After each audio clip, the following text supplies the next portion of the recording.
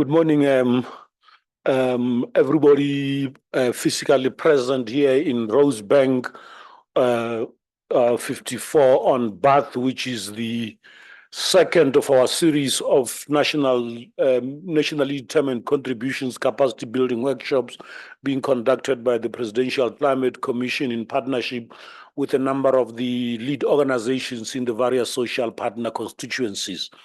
My name is Blessing Manale. For those that have not come across me in your past or present lives, I'll be facilitating today's session, which is bumper-packed with some quite informative presentation around what the nationally determined contribution process is all about, what we want to aim to achieve. But it is not just packed with presentations, which is what always scares people away. I think it is also has got enough space and time and flexibility to allow people to ask questions, to catch up, to participate, to raise their concerns. And even if it is the NDC with an underwriting that it should not overtake us, would even give some space for those that are coming in. You might not be interested in the NDC, you might just be interested in understanding what the term JTF mean. That might also be useful for you to be here today, and it's a lot of abbreviations. So as when we engage, please let us just make sure that we must know that not everybody knows this public sector and United Nations abbreviation: NCGQ, UNFCCC, CBD, COPMOP, ADF, ADB.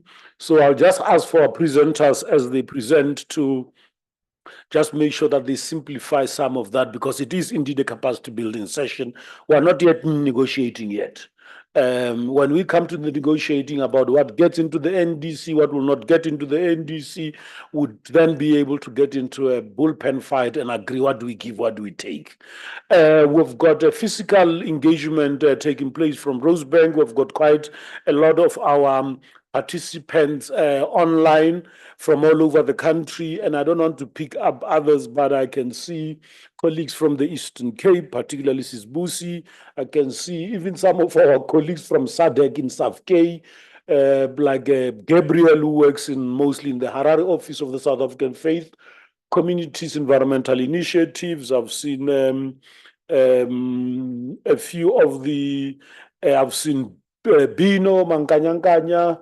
We've got also the convener of and the lead executive director or director of SAFK, also joining us online, Ms. Francesca de Gasparis, who will also be opening the session.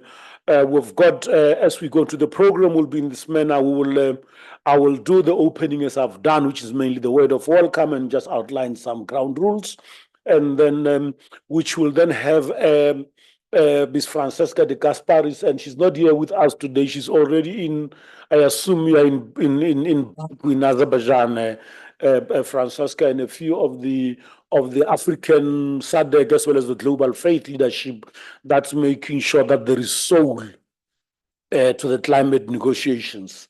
So we really appreciate that all our stakeholders are there. And then after that, Francesca will be followed by Mr. Steve Nichols, who's our senior advisor on mitigation, who would give us a broad overview of the NDC process. And then would then have, in between these presentations, we've made it in such a way that you don't over-listen. You can interject as long as you do it respectfully and orderly, to just ask some burning questions so that you do not forget them. But if it's too many questions, you can always jot them down and ask later. And then after Steve will have a presentation on the adaptation aspects of the national determined contributions, because I've heard in my limited knowledge, people are always saying, why is climate change only about mitigation? So I'm here to also understand what is this thing missing baby called adaptation that people always want to say. It is not in the ingredients when we talk about climate action. So Mandy will take us through that, and then Steve will come again and then also speak about the real reason we're paying in mitigation, not NDC. So he'll then give us a mitigation overview, and I guess that's more the energy part of our work. and then we'll then have some tea break. Those that are joining from home or in their offices, please, you'll also be able to give them the opportunity to grab that personalized mug wherever you are, and then be able to have that tea break, and then would then have a much more needed discussion after the tea break. And depending on how we're doing, we would then have included in the program will be an overview on the means of implementation. The means of implementation is finance, innovation, sometimes governance, institutions. So it's not just about finance, as the learned Deepak Patel would always remind us. So Mr. Deepak Patel, supported by Ms. Kwesiga Venfuel, will then take us through the means of implementation aspects of the NDC process, and then with an interactive discussion, and then we should then be able to then take an overview of the day with a summary of how tomorrow would, how the next engagements would look like. But as I welcome other colleagues, I want to apologize for starting before you arrived. But we understand it's word outside there. Those that are not in Gauteng, the heavens have opened up to the to Gauteng province. It's pouring in quite mildly and nicely. So we thank God and the gods for the weather, because it has been a very dry and hot season, as long as it does not flood, as we had experienced. So with those words, ladies and gentlemen, I welcome you. But Bridget from the piece was saying today, Mfundis Walaikai. I'm responsible for your spiritual well-being in this space. So I think my job will be amiss if I do not, so that I do not pick up on any faith or any religion.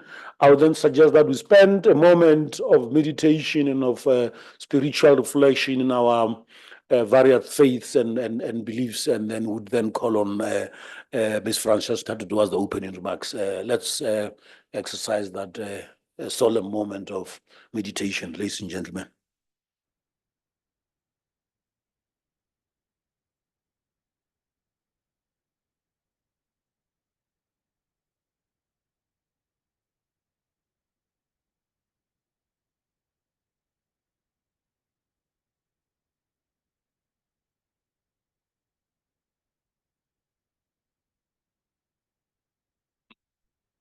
Thank you. May grace be upon all of us.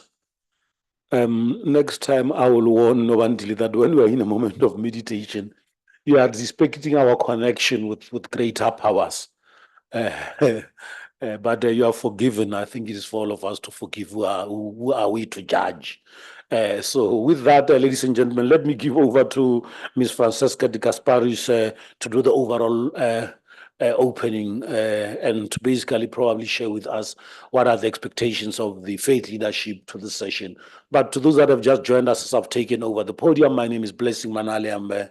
I'm with the Presidential Climate Commission, responsible for communications and stakeholder engagement, and I'll be nicely facilitating this session productively with your cooperation.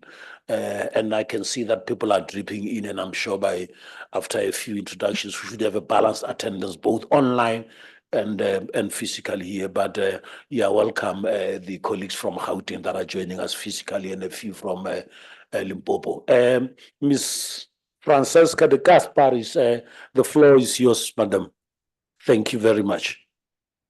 Thank you so much, Blessing. Good morning, everyone. I hope you can hear me nice and clearly, and I hope I'm not a 20-foot head on the screen.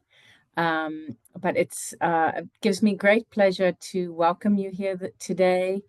As Blessing said, thank you so much to the Presidential Climate Commission for having a specially faith-based capacity building on the nationally determined contributions. As Blessing said, my name is Francesca de Gasparis. I'm the Executive Director of SAFC, the Southern African Faith Communities Environment Institute, and I am winging my way to Baku in Azerbaijan today, which is why I couldn't be with you in person.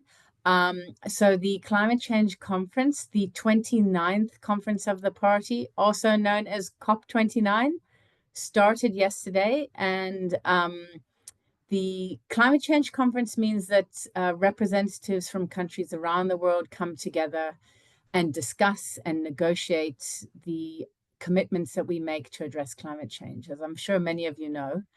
And today's session is really timely and extremely important for faith communities, for us to start looking at, okay, so what is South Africa committed to do? South Africa is often called the 13th largest emitter, or 14th, I saw recently. In other words, we produce a lot of carbon dioxide, and we are part of the problem with climate change, which means we have had to make a big commitment to reduce our emissions, which really is all about the energy that we use and where it comes from. So the fact that we're a coal-based economy is a major problem for us. And it's a major problem for us that we have so many development challenges. We're a country that is still highly unequal, as many of us know. There's a huge amount of poverty and people who really haven't been given a chance to get ahead in life. So we sit with two big dilemmas. The one is, so how do we do this just energy transition? How do we move to a low carbon future? And then also, how do we address our development needs? And people are saying that this COP29 is all about the finance. Next year is the political COP, where we will make the commitment for our new NDCs, our new agreement of how we're going to reduce our carbon emissions.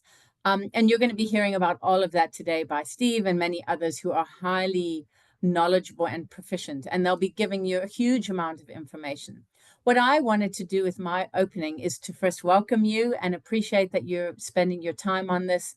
I can't emphasize how important it is that we really get our heads around these issues. We don't have to understand all the acronyms, but we know that climate change is happening to us. We've seen in the Eastern Cape the huge floods that keep happening. We've seen further north how we're having terrible droughts. I heard on the radio this morning that Gauteng has gone into water throttling, the new version of load shedding, but this time for water. So we're in a very dire straits. We cannot predict what kind of rainfall we're going to get. We cannot predict if our dams are going to have enough water for us. And it's how we're using our energy that directly impacts that. And as much as the global north absolutely is responsible and the debt lies in the global north, it's not going to be that easy. Because even if we got enough money, which we certainly aren't at the moment, climate finance is a big topic of conversation at this COP. Doing the transition is something no one has ever achieved. Now, South Africa is a world leader on the just energy transition. We started first.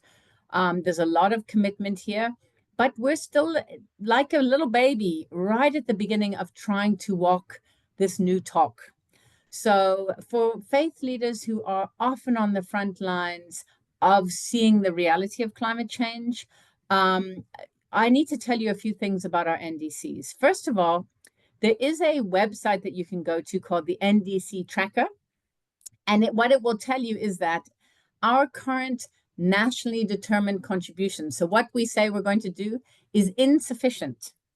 And if it remains insufficient, that means that we're committing ourselves to more extreme drought, more extreme weather, and really the most vulnerable in our communities will continue to be impacted.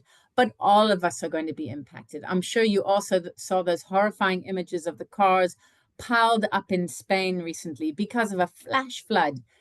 And that's a wealthy country. So you can imagine the kinds of impact that climate change is going to continue to have and increasingly have if we don't get our emissions under control. And furthermore, even though we as faith community need to advocate for further climate commitment, for more climate commitment by our government and internationally, we also can't wait for them to come and fix the problem. I mean, we all know what it's like. Even if we have a functioning local government, it can take them 2 years to come and fix a road or something like that or more. So what can we do? We can't just leave it. And we've got to get involved and figure out, get organized, inform ourselves, educate our communities, and understand what we can do. I think it's really important that we don't just rely on the government or anyone else to solve our problems. That has never worked and never will work.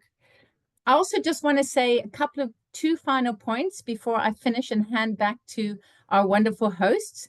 There's two other areas that are identified as really being insufficient in South Africa's NDCs. Now, let me say they're not all bad. They're actually quite ambitious, and there's lots of good things about it, which I'm sure we'll hear from Steve. But the two areas that we need to be aware of and that we need to take very seriously are gender.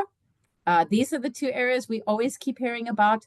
What are we doing to help rural women? What are we doing to help women who are often at the front line of climate change? And we know a highly developed society doesn't leave anyone behind. Women live good, healthy, safe, productive lives. That's a sign of really a functioning, good functioning society. So this is something that should concern all of us. How are we engaging the issue of gender? And as faith leaders, you know, you've got a very important role to play here. Many faith leaders are still men in our society. Now, how do we address gender? These are things we need to look at.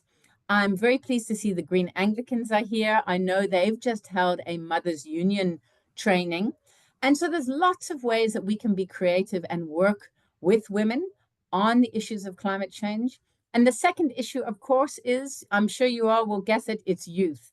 The fact that youth are disengaged and disenfranchised, particularly in South Africa, again, our NDC's evaluation highlights our very challenges, which are how do we engage our youth? How do we give them good employment? How do we make sure they're part of the solutions? We have some phenomenal youth leaders in the climate space, but we need to see more of that. And it shouldn't just be a small group of people. It should be us engaging into youth across society. So there's many youth who are still outside the conversation and they need to be brought in. Let's not have the woman representative and the youth representative. Let's see a truly democratic process where we're inviting in those who are excluded and we're hearing from a diverse range of voices. So I think that's very important. I think, you know, as Blessing said, these NDCs were started in 2016, a long time ago. So we most of us wouldn't have heard that South Africa was agreeing its nationally determined contributions.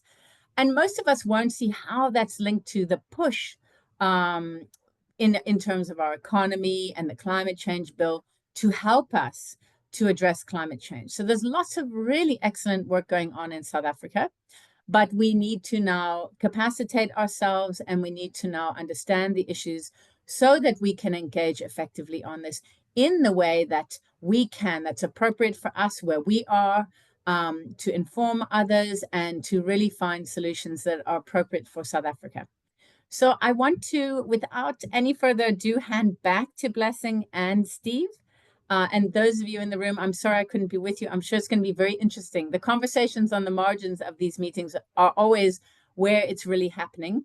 Please don't whisper your questions to each other, but put them in the chat or let's hear them in the room because this is actually fundamentally where we find ourselves. If you don't know some of the issues, please make sure that you ask the questions of those present who do know and are here to inform us. Blessing and Steve, thank you so much again. And I'll see you guys after COP.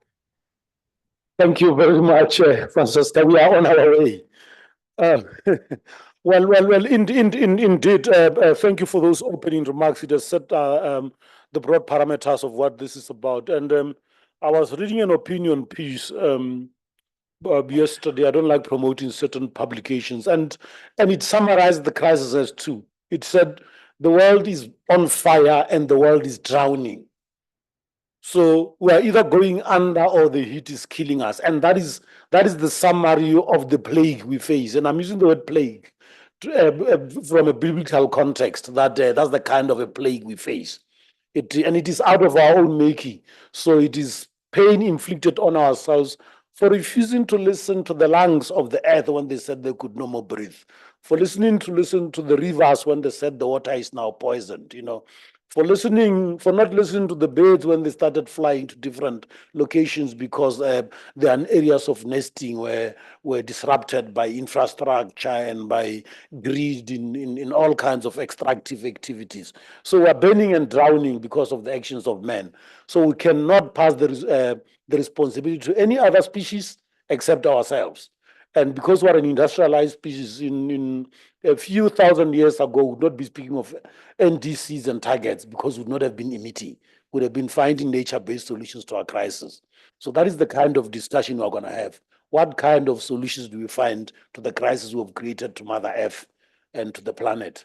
And with those words, and I'm trying to be spiritual, you can tell I've changed.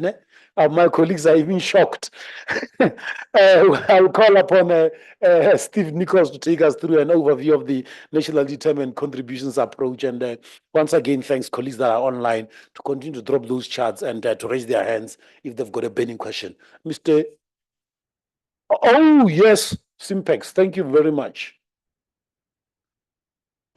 Yes, colleagues, you will welcome rather Simpiwe. And I think, Steve, I hope you did not choose Simpiwe after you heard Francesca saying that gender is not balanced. But I can guarantee you, my interaction with the faith community is that it is probably one of the most gender balanced constituencies, And I guess it's because you've seen that the challenges face all of us. Simpiwe, you've got 20 minutes. The clicker is here. I know you've got about 30 minutes or 25. I'm trying to see if I cannot save 5 minutes each to catch up on the 20 minutes you've lost. Okay, great. Good morning, everyone. I'm just trying to orientate myself. Oh, I didn't see that one. Thanks, Blessing. I didn't actually do the practice run and come stand in front. So thank you, Blessing. My name is Simpiwe Ngwenya, and I work in the mitigation team of the Presidential Climate Commission. And I will be doing the section really just providing context on the NDCs, the history of the NDCs, and why it is that we're here today.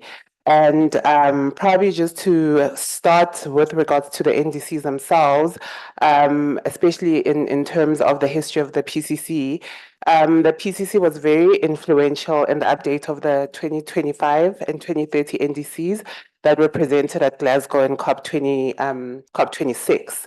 And how we did that as the PCC is that we really commissioned research by UCT ESRG and as well as collates the existing research of others. So really, do an analysis of the existing research that has been done by the various bodies to see if it does align and how it aligns with the, the research that was commissioned by the PCC. And then in true PCC style, we convened a series of public dialogues to, forge consensus and get stakeholder perspectives in terms of, what that particular NDC would look like considering the country's unique socioeconomic conditions. And this was all done with the aim of providing input into the DFFE process. And just to, emphasize and stress that it is the DFFE, the Department of Fisheries, Forestry and the Environment, who are responsible for the updated nationally determined contributions.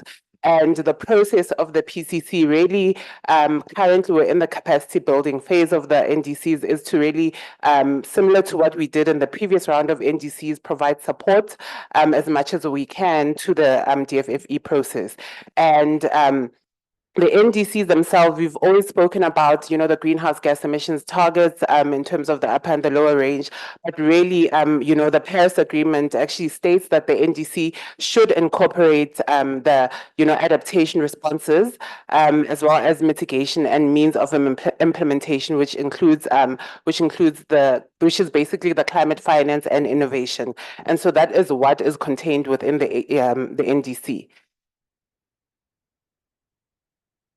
Okay, so it's stuck now.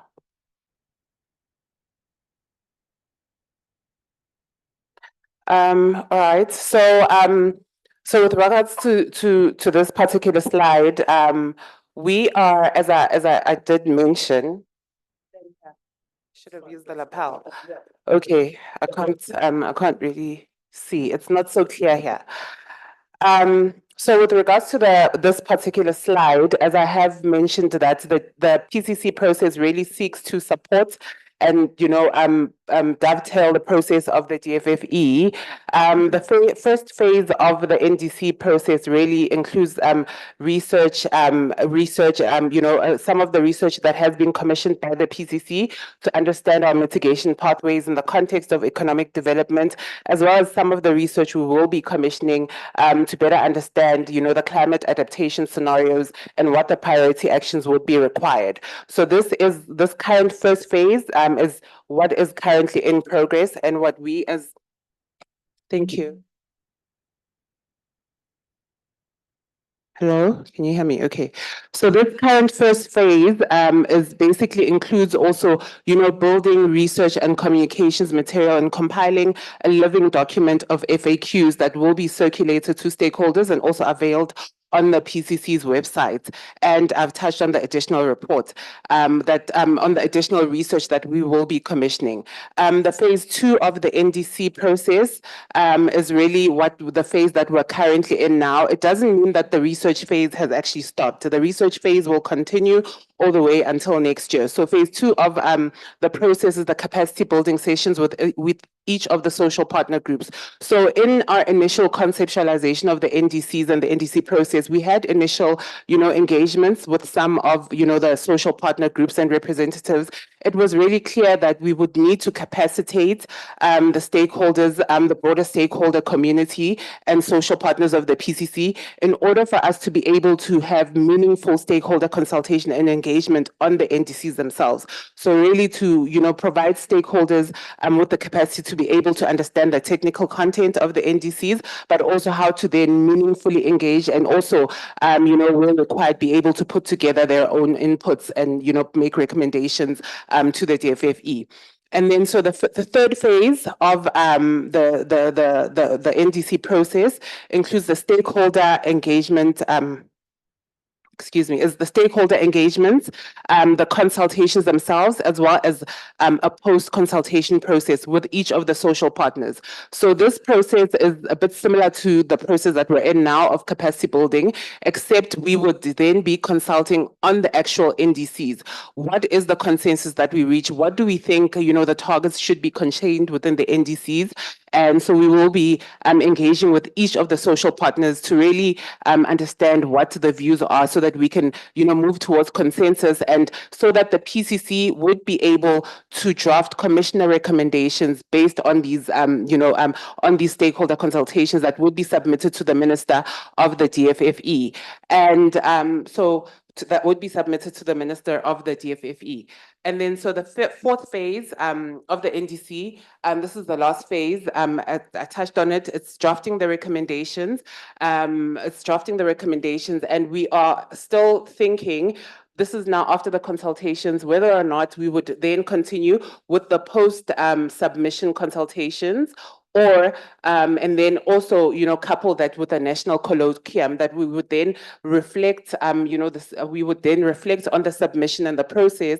And what is key to this whole process is the PCC stakeholder recommendations perspectives report. So we would then be documenting the stakeholder perspectives as we starting from the capacity building phase onto the stakeholder engagement phase, all the way up to the stakeholder consultation phase, and then the post submission reflections to ensure that those views of all the social partners, including youth, including faith, including yesterday we had a session with the civil society, are actually documented in within the stakeholder recommendations process. So this is an overview of the NDC process that the PCC would really be embarking on. I want to also just, before I move on to the next slide, I want to also note that the PCC process is separate from the DFFE process, and we will be providing recommendations and submitting recommendations to the DFFE, and the DFFE would be, running their own separate process with regards to the NDC that begins next year, probably around March, April onwards. Okay, so so now that I've done that overview, I'm going to hand over to Steve. So he'll actually take us through the presentation and a quick refresh on the net zero and some of the modeled the model graphs, and then I'll come back and then provide an overview of the NDC history and political context. Thank you, Steve. Okay. Good morning, everybody. Thank you for joining us. So just to emphasize the point that some people made at the end there, that it is the DFFE who must write the NDC and submit it to Cabinet and ultimately to the UNFCCC at the COPs. So what we are doing is supporting that process by gathering stakeholder views and submitting that to the DFFE as part of their process. So just making sure that we are not writing the NDC, but we are trying to think carefully about what would go into it. Okay, so we wanted to give you a quick refresh on some of the terminology and how we get here. So please do stop me if we go too fast, and Blessing mentioned there are lots of acronyms in this game, and we get so used to it. So if we use an acronym you don't know, just stop us, and we're happy to kind of backtrack a little bit. So just to give you a sense of, I'm sure you've all heard of net zero by 2050. Where does that come from? Right? Is it something people made up? What's the sort of evidentiary basis for it? And so this is from a UNFCCC report. So the UN group that runs the negotiations at the end of each year, just showing the results of the models that they have. So what they do is they get all of the modeling efforts from around the world, and they run scenarios, and each scenario is slightly different. They'll change an input assumption. They might pose coal at different rates to kind of see what the impact is on the economy, and they try to constrain that with a probability of us staying below a particular temperature. Right? Does that make sense? So in this case, these charts offer a 66% chance of staying below 1.5 degrees. So it's not even 100% chance. So there's some risk in all of this. And you will see a couple of things. So if you look at these charts, each of these gray lines, these little gray lines that you see on the chart is one scenario run of a model, right? And they run all of these scenarios, and you see a pattern starts to emerge. And that pattern is roughly this shape. So it's not a straight line. It has this kind of curve to it. And the message there is we need to rapidly and immediately reduce our emissions. We don't have a long runway. We can't afford to go to 2100 to reduce our emissions. You see the majority of the emissions are happening in the next 10 years. So that's the first thing to notice. The second thing is that most of them cross the zero axis line. So this vertical axis is greenhouse gas emissions globally, and the horizontal axis is time. And so you can see most of them cross this boundary to zero around 2050. So 2050 is not like an exact date. 31st of December 2050 is when we have to have all of the emissions out the system. It's kind of, this is the rough date that all of the models suggest we need to try to get over. Does it make sense? And so that is where this goal of net zero by 2050 comes from. There's a little bit of leeway. You can be slightly later if you're a developing country. You should probably be earlier if you're a developed country. But it gives us a really solid goal and understanding of what we need to do. Right? And the other thing that you should probably notice is that some of these, or most of the gray lines, go below zero. What does that mean? That means you have to take emissions out of the atmosphere, right, for us to stay below 1.5 degrees. And that's extremely challenging. We don't necessarily have the technologies yet that allow us to do that. We have some prototypes. There's some plants operating around the world, but they're very expensive. They don't necessarily work very well. Obviously, we have nature that can help us balance some of these things. And so you could have some natural absorption of carbon. But in most of these models, you're using some chemical or physical process to remove carbon from the atmosphere. And so when I said when we have to think about risk, the 66% chance already has some risk built in. So we only have a 2/3 chance of staying below 1.5 degrees anyway. But now we're saying in many of these scenarios, we have to also be able to affordably remove carbon, which is also a big risk. And so when we think about these scenarios, we tend to try to focus on these top ones labeled P1 and P2 there.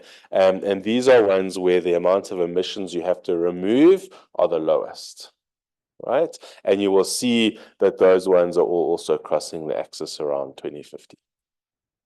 So that's kind of the sort of overall framing. We should also note that there are more than one greenhouse gas. And this chart here is for CO2, carbon dioxide. And so you'll find throughout today, we will probably use shorthand and say carbon, but carbon dioxide is normally what we're talking about when we say carbon. But there are other greenhouse gases, including methane. And methane is a very important one because it's very potent. It traps in a lot of heat. And so methane is also something that we have to remove from our emissions profiles. But to just give you that sense, so you'll see that the methane don't necessarily go to zero over time. So when we talk about net zero, we're mostly talking about carbon dioxide. Yeah, does that make sense? Okay. Also, we should just note that different sectors can decarbonize at different rates. So this is also from the UNFCCC. This is actually the IPCC Sixth Assessment Report, and it shows that, for example, power and electricity and energy must get to net zero earlier than others. And partly that's because we know how to do it. We have a lot of the technologies we need to get to net zero in the power sector earlier, and so it gives us a little bit of breathing room on the ones that we don't yet know how to do. Right, so some of sectors like cement, for example, we don't really know how to produce cement without emissions because it's part of the chemical process. It releases carbon when you make cement, and so you can't do one without the other. There are new and emerging technologies, but at the moment, there's no clear way for us to do that. And so you'll see things like buildings, they decarbonize a little bit later. Right. So the challenge that we have in thinking about decarbonization is what do we decarbonize by when in order for us to meet these broad climate goals, but also for us to meet our socioeconomic goals. We don't want to have increased people living in poverty, inequality, and unemployment. We want to decrease that. So a lot of what we'll talk about when we get back to the mitigation section of this is, well, what are our options? What can we do to keep our temperature below a certain threshold? So does that make sense just on the concept of how do the carbon emissions work? Okay, happy? Good. All right, I'll hand back to Simpiwe just to talk about the origins of the NDCs. Simpiwe. Thank you, Steve. Thank you for that detailed explanation. I hope everyone is still following us with regards to the graphs. And if you do have questions, we will have a Q&A session after this. So I'm going to go into the section on providing an overview of what is a nationally determined contribution and how it fits into the climate regulation, both in terms of the international regulation as well as the local regulation. This is an important section considering the promulgation of the Climate Change Act, which, to a certain extent also, articulates that sectors will be given greenhouse gas emissions reduction targets that are in the form of carbon budgets. And so this particular section on the history of NDCs is focused on the mitigation section, and we will get into the other sessions as we move along. So this particular slide is really, it provides an overview and some of the key milestones and messaging as it relates to the conference of the parties and the main decisions that were made. And so we will, I will take you through each of the key milestones. I'm going to start with the COP3, which took place in Kyoto, in Kyoto, Japan in 1997. So this particular COP really, the Kyoto Protocol was established, which was a mechanism really where countries, adopted, where some developed countries adopted the Kyoto Protocol. It was a very top-down regulated approach where that indicated how countries would reduce their greenhouse gas emissions. And as I said, only a few countries adopted the Kyoto Protocol globally. And fast forward to COP15 in Copenhagen, the discussion was really just evolving and emerging. It became very clear that the commitments that were made at at COP3 through the Kyoto Protocol would be insufficient to reduce greenhouse gas emissions and limit global temperature increases to levels that would ensure sustainability and resilience of human life. And the discussion then really evolved, and the thinking and the ethos changed as we moved towards COP21 in the Paris. This is the Paris Agreement, where the thinking really shifted towards a voluntary bottom-up approach, where countries actually would commit their nationally determined contributions, which is how much they would contribute to the global greenhouse gas emissions agenda. One, to support to help reach the peaking of greenhouse gas emissions as soon as possible, but also limit temperature increases to well below 2 degrees Celsius and pursue ambition of ideally a 1.5 degree temperature increase globally. And this particular approach was great in that, countries and everyone could all get involved, as it was no longer a mandatory approach. However, the key to this was ensuring that the NDC commitments that were committed by the countries would need to be aligned with science to ensure just managing the global temperature increases. And then Francesca has touched on this in that, we submitted the intended nationally determined contributions in 2016, but at COP26 in Glasgow, South Africa submitted its NDCs. And when we submit our NDCs, they are complemented by a long-term low emissions development strategy, which is an economic, development plan that shows how it articulates how we would achieve our NDCs. So when we submit our NDCs, we submitted them together with the low emissions development strategy. And we then, move forward to COP28 that took place last year. That particular COP was a significant milestone in that the global stocktake took place. So there was a review and assessment of the greenhouse gas, the nationally determined contributions or the commitments that were made globally. And just to take a stocktake in terms of, how far we are in the trajectory of, achieving our greenhouse gas emissions reduction ambitions, but also in line with limiting global temperature increases. So the global stocktake took place last year at the COP at the United Arab Emirates. And so one of the key findings from this COP is that based on the current NDC commitments, the current NDC commitments are insufficient for us to be able to reach the goals set up in the Paris Agreement, and specifically to limit temperature increase to a 1.5 degrees Celsius temperature increase in 2050. And so therefore, the NDC submissions that happen following this COP would therefore need to be more ambitious to keep us on track of our goals that are articulated in the Paris. And then we're currently now, this is 2024, COP29 is happening in Baku. And however, the nationally determined contributions are due to be tabled for discussion, specifically at the COP30 in Brazil. And this is what we are currently working towards with regards to, these capacity building sessions. Okay, now that we basically have a good understanding of the history of the NDCs, it's important for us to understand how the NDCs fit and align with the local legislation and the local framework. So we spoke about, I did mention the low emissions development strategy, as well as the low emissions development strategy is the economic plans that we articulate that you say how we would achieve the nationally determined contributions.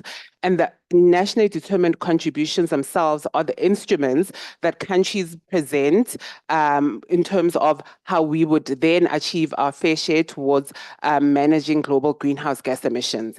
But in order for us to be able to implement or meet our nationally determined contributions, they are enabled by our national or local policy environment. And so policies such as the National Development Plan and the National Environmental Management Act, together with other national climate policy and even to a certain extent some environmental policies, give birth to the Climate Change Act. And what the Climate Change Act does is that, one, it sets up the PCC as a legal statutory entity, but it also requires government departments to develop adaptation plans that are really reflective of their risk and vulnerability to physical climate change impact. But it also gives to light the mitigation system. And the mitigation system, it includes the greenhouse gas emissions trajectory, which are the NDCs, the points leading up to 2050. So from 2025, 2030, 2035, all the way through to 2050. And then the greenhouse gas emissions inventory, which the DFFE published the most recent greenhouse gas emissions inventory in April this year. Just to show in terms of the country's greenhouse gas emissions, where we are with regards to whether or not the country has peaked or we have peaked in terms of our emissions, and are we on an upward trajectory or a declining trajectory. And but what is really important with regards to the mitigation system are the sectoral emissions targets, or the sets. The sets are actually qualitative or quantitative targets that are set by the DFFE in line with the nationally determined contribution. So the DFFE is currently in the process of updating the sets for the period 2025 and 2030. And the sets are based on sector level policies and measures. And so they allocate carbon budgets or carbon budgets to the different sectors of the economy, just to understand where, how greenhouse gas emissions would need to be reduced leading up to 2030 to ensure that we stick to the commitments that we articulate in the NDCs. And so, as I said, the sets are supported by sector level policies and measures. And an example of the sector level policies and measures are instruments like the IRP, the Integrated Resource Plan. But each sector, it's not just the energy sector that is required to contribute towards, reducing the country's greenhouse gas emissions.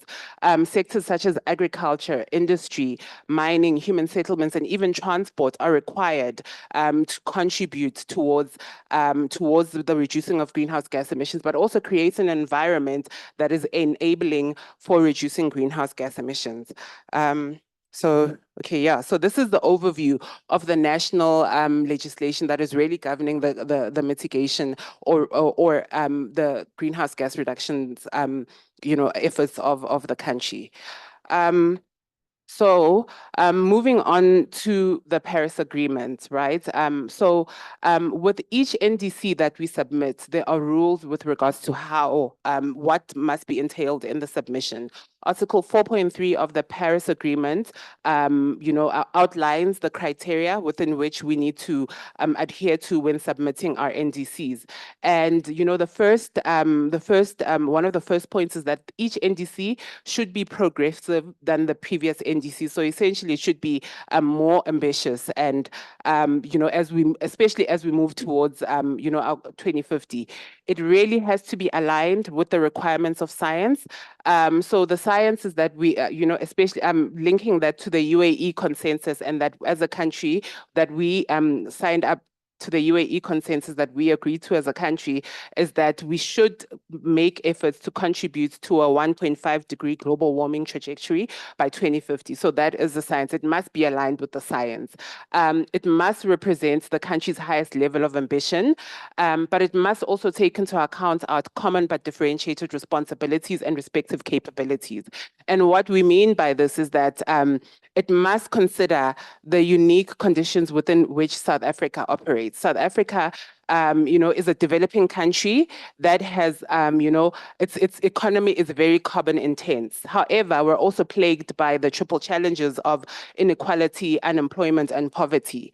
And so, the NDC that we do submit, the NDC range that we do submit should be reflective of these common but differentiated responsibilities, but it should also really reduce these triple challenges of inequality and unemployment and poverty. So it should facilitate economic development and growth. And then lastly, in our submission, we must describe why we think the submission is fair. And this is really summing up, the previous points I said. So to summarize this, we've got this triangle that is there. The NDC has to be scientifically credible. It must be aligned with the best available science. It has to be internationally credible as well. So internationally credible also means that it needs to enable us to continue to trade globally, because we are an economy that trades globally. It must continue to unlock climate finance that supports our mitigation and, as well as our adaptation aspirations as a country. And so as we move on to the NDC consultation phase, it is for us to really understand what do we mean by a locally credible NDC that is considerate of all these factors and the requirements of the Paris Agreement. So that is the summary with regards to the overview of the NDC and the criteria within which we need to consider our submissions, our local submissions, especially in a just manner. Thank you.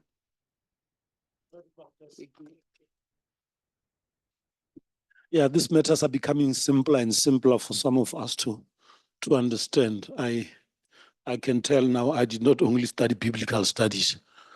Mandy is going to take us through an overview of what are the adaptation issues, which is what to do when all else is lost. Is that a good summary, Mandy? Sort of. When you can no more change the world, how do you change yourself to fit into it? Thanks. Mandy is one of our senior managers responsible for adaptation in the PCC. You're welcome, Mandy.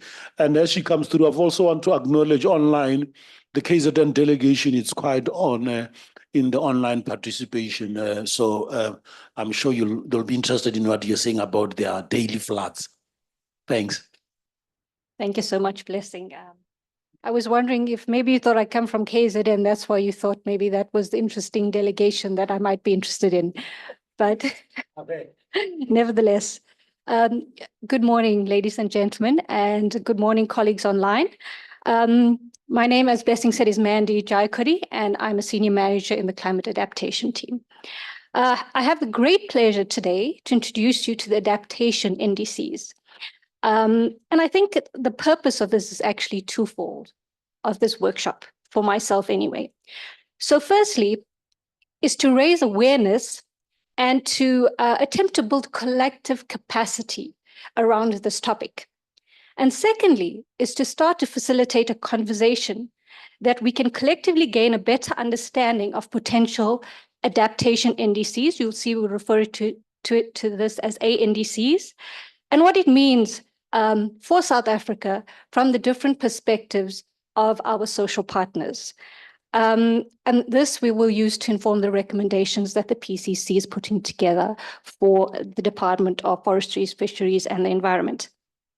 So I think, I think maybe Blessing, I should have, nice big writing there, great. So it's quite it's a long presentation, but I think we're going to take a logical view and I'm going to take a step back. So I guess there are several concepts that we want to go through, but I'm going to take a step back and set a context so that we understand. Often when we work in this field, we assume that people know the basis that you're starting from. And then we start talking about acronyms and all of those things, and it becomes very confusing. We need to build a good foundation first. A wise man builds his house on a rock. So let's start. The first thing, what is climate change? I know we talk about it a lot, but when you reflect on it and you try to think about what is it? Why is GHG emissions important? Why is temperature important? So we have to take it back. And this refers to long-term changes in temperature and weather patterns and other atmospheric conditions. So the question is, why are these changes happening? Science has shown that these temperature changes happen naturally and cyclically, through the existence of the Earth. But human activities have, through industrialization and putting more greenhouse gases into the atmosphere, it has exacerbated the circumstances, which means there's now more greenhouse gas emissions in the atmosphere. So why is this a problem? Have we thought about this? Well, what this does is this increased carbon dioxide affects the atmospheric condition. And how does it do this? So the sun sends shortwave radiation into the atmosphere. Now, this shortwave radiation enters the atmosphere because of its wavelength, and it warms up the Earth. What happens is some of it is absorbed, but others is reflected back as long-wave radiation. Now, remember, the wavelength of the long-wave radiation is different, and it becomes trapped because it cannot leave the atmosphere. And what we're finding is that because there's more greenhouse gas emissions in the atmosphere, this is now acting as a blanket, and it's becoming warmer and warmer. So this is how temperature and GHG emissions are related to each other. Okay, so the next thing I would like to talk about is adaptation. So a simple scientific definition of adaptation, Blessing, is when an organism changes its body or its behavior to survive its environment. Now, this is very, very interesting, and it's something that I would like to leave you to consider. So this can happen in response to short-term or long-term environmental changes. But as humans, we are trying to change our environment to suit ourselves, not the other way around. Now, I'd like you to reflect on this. But also, I think climate change adaptation is a process, where we change processes and practices and structures to moderate potential damage or take advantage of the opportunity. So I'm not going to go through the acronyms. I think there's a lot of it, like Steve said. If you need assistance with acronyms, please just raise your hand, or a quick Google search might do also. So we'll move on to the next slide then. Well, I suppose before we move on to that, what I like to also discuss is, I think Simpiwe talked about it in depth, but is just the road from Paris, which was the initial kind of NDC submission. They were called INDCs, so intended national contributions, to where we are next year in Belém in Brazil, where we are submitting the third iteration of this national determined contributions. So in 2015, 2016, the Paris Agreement was ratified. And what it means was that 55% of parties that contributed for global emissions signed this treaty. But how do we hold these people accountable? And at this point, the countries needed to submit an NDC, or INDC, as I said, which is a country's plan for how we as a country going to now reduce our emissions. I think the key points made in the Paris Agreement is that the NDCs are country specific. And this means that they take the national circumstances and capabilities and the priorities of the country into consideration when you develop it, which is the economic, social, and environmental capabilities of the country. It is also a politically backed statement. It is updated every 5 years, and it should actually, each new NDC must reflect increasing ambition. And also the NDCs must include a list of capacity building and technology and development and finance that we would need to use to put this forward. So a stock take was undertaken in Dubai, and I'll get to that later on in the discussion, where what did the stock take reveal? I believe Francesca had revealed some of that, but we will also take a look at that later on in the submission. And the next stock take is in 2020, the new submission will then inform the following stock take, which will take place 5 years thereafter. And this basically what it does is it aims at 2050. How do we get to net zero? So it's progressively every 5 years, we have an NDC submission, and then we have a stock take until we get to the net zero target. So we know that GHG emissions influence the temperature. And I think this global warming significantly impacts the surface temperatures, which leads to a range of climate-related impacts. So firstly, we will explore the first impact, which is temperature. We'll also look at soil moisture and precipitation and GDP as factors being affected by heat. So when you look at this model, I mean, it's a lot of modeling and it's a lot of predicting, and sometimes it becomes quite confusing to get through. So let's see this diagram if we can get through it. And then by the end of it, when you see it again in the IPCC reports, you know what this is about. So firstly, this is for the period 2011 to 2020. And what is shown is that it was 1.1 degree warmer than the 1850 to 1900 period. And so why is this 1850 to 1900 period, this 50-year period, why is it considered a baseline? And I think firstly, it's because it's a period that is before industrialization, firstly. And secondly, it was selected as a period because it represents a time when they had relatively high quality information that they could compare effectively. So I think important to note is that discussions around the 1.5 and 2 degrees pre-industrial levels rely on this comparison that was undertaken. So when you look at the temperatures now, you will see in that diagram, you've got a world that is 1.5 degrees, you've got a world that is 2 degrees, and 3 and then 4 degree increases, right? You can see that it increases, and particularly for Africa and certain other parts of the world, as the GHG emissions increase, the temperatures increase quite significantly.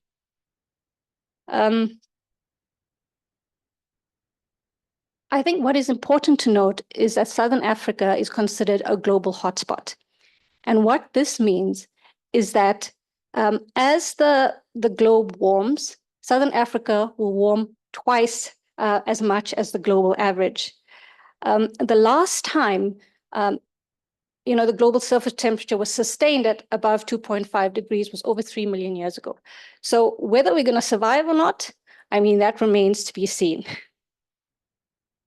So we then look at the impacts of global warming, soil moisture, and precipitation. We know that some of the sectors that are highly affected by this are agriculture. And if we look firstly at the soil moisture, we see that the increased temperature changes are then related to soil temperature and annual wetter stay. Increase in soil moisture under extreme temperatures is most in Central Africa.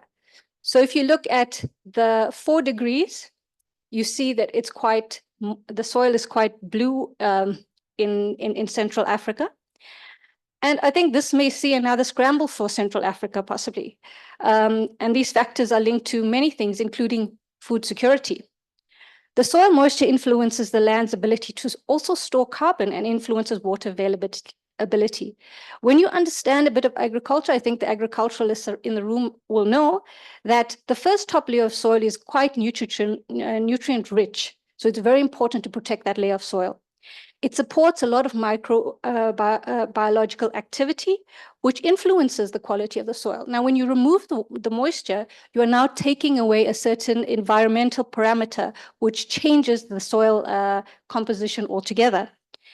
It also remains moist and facilitates drainage, which is very important. But I suppose if there's no water, I mean, drainage is not going to be a problem. But what will be a problem is erosion, since it anchors the plants and the soil doesn't become eroded.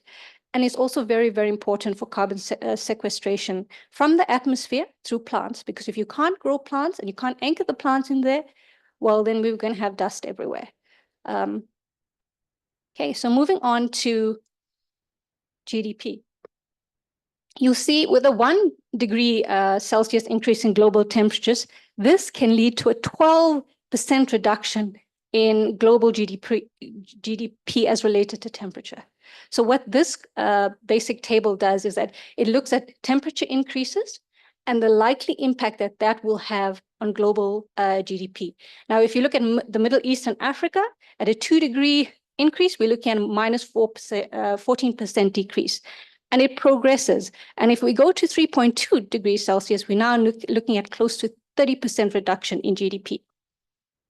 And losses in GDP can be incurred through various ways. I think the first one is through disruptions and through extreme events. We've seen it. We've seen it in Nelson Mandela Bay when there's floods, when there's droughts, when the seas are bad and you can't bring the ships to berth, that sort of thing. I think there's also sectoral vulnerabilities where ecosystems change. This can influence fishing. It can influence agriculture. And then climate change, global markets. For instance, the change in what we buy and why we buy it. And we're seeing this also in Nelson Mandela Bay again with the automotive sector. And I think it also, what it does is that it will impede our ability to trade internationally if we continue on a high intensive carbon pathway. So the next slide is the global scenarios projections. And there's two things here that we look at. So the graph looks at something that's called SPPs, and there's SPP 1 to 5. And basically, what this projections looks at, it looks at economic changes. It looks at how the emissions changes the climate, which has impacts, and how that impacts influence the socioeconomics of a country. And there's two things that we want to look at in this one. It's the SPPs, which is the socioeconomic pathways, and the second one is the representative concentration pathways, which are two frameworks in climate change research. So the RCPs, what they do is they plot the gas concentration, so what amount of gas is in the atmosphere, and the impacts that has on temperature. And then what the SPPs does, it looks at the temperature and plots that against the socioeconomic conditions. At a 2.6 degree change, we see low emissions, and we would hope to get a significant reduction in GHG emissions for SPP 1, which is 2.6. For SPP 2, which is 4.5, this is called a stabilizing scenario, where we have moderate mitigation efforts. And at it's SPP 3, we see that emissions peak around 2080, and then there's a bit of a decline. And 8.5 is a business as usual, where there's severe impacts and there's no mitigation. So we've now looked at how the emissions relate to the temperature. Now we look at how the temperature relates to the socioeconomic impacts. The first one, SPP 1, it's called Taking the Green Road, and it focuses on sustainable development, emphasizing equity, environmental protection, and technology innovation to achieve low GHG emissions. So you will see that you can't really see, well, I can't really see it, but it basically plots the increasing challenges to mitigation on the y-axis and increased challenges to adaptation on the x-axis. SPP 2 is the middle road. It's a balanced pathway where we look at moderate progress leading to intermediate levels of emissions. SPP 3 is the rocky road, and this is characterized by fragmentation. There's going to be lots of conflict. Nations' interests will rise, and interests of collaboration will then fall. There's going to be high emissions, and there will be a leaning to high technology advancements.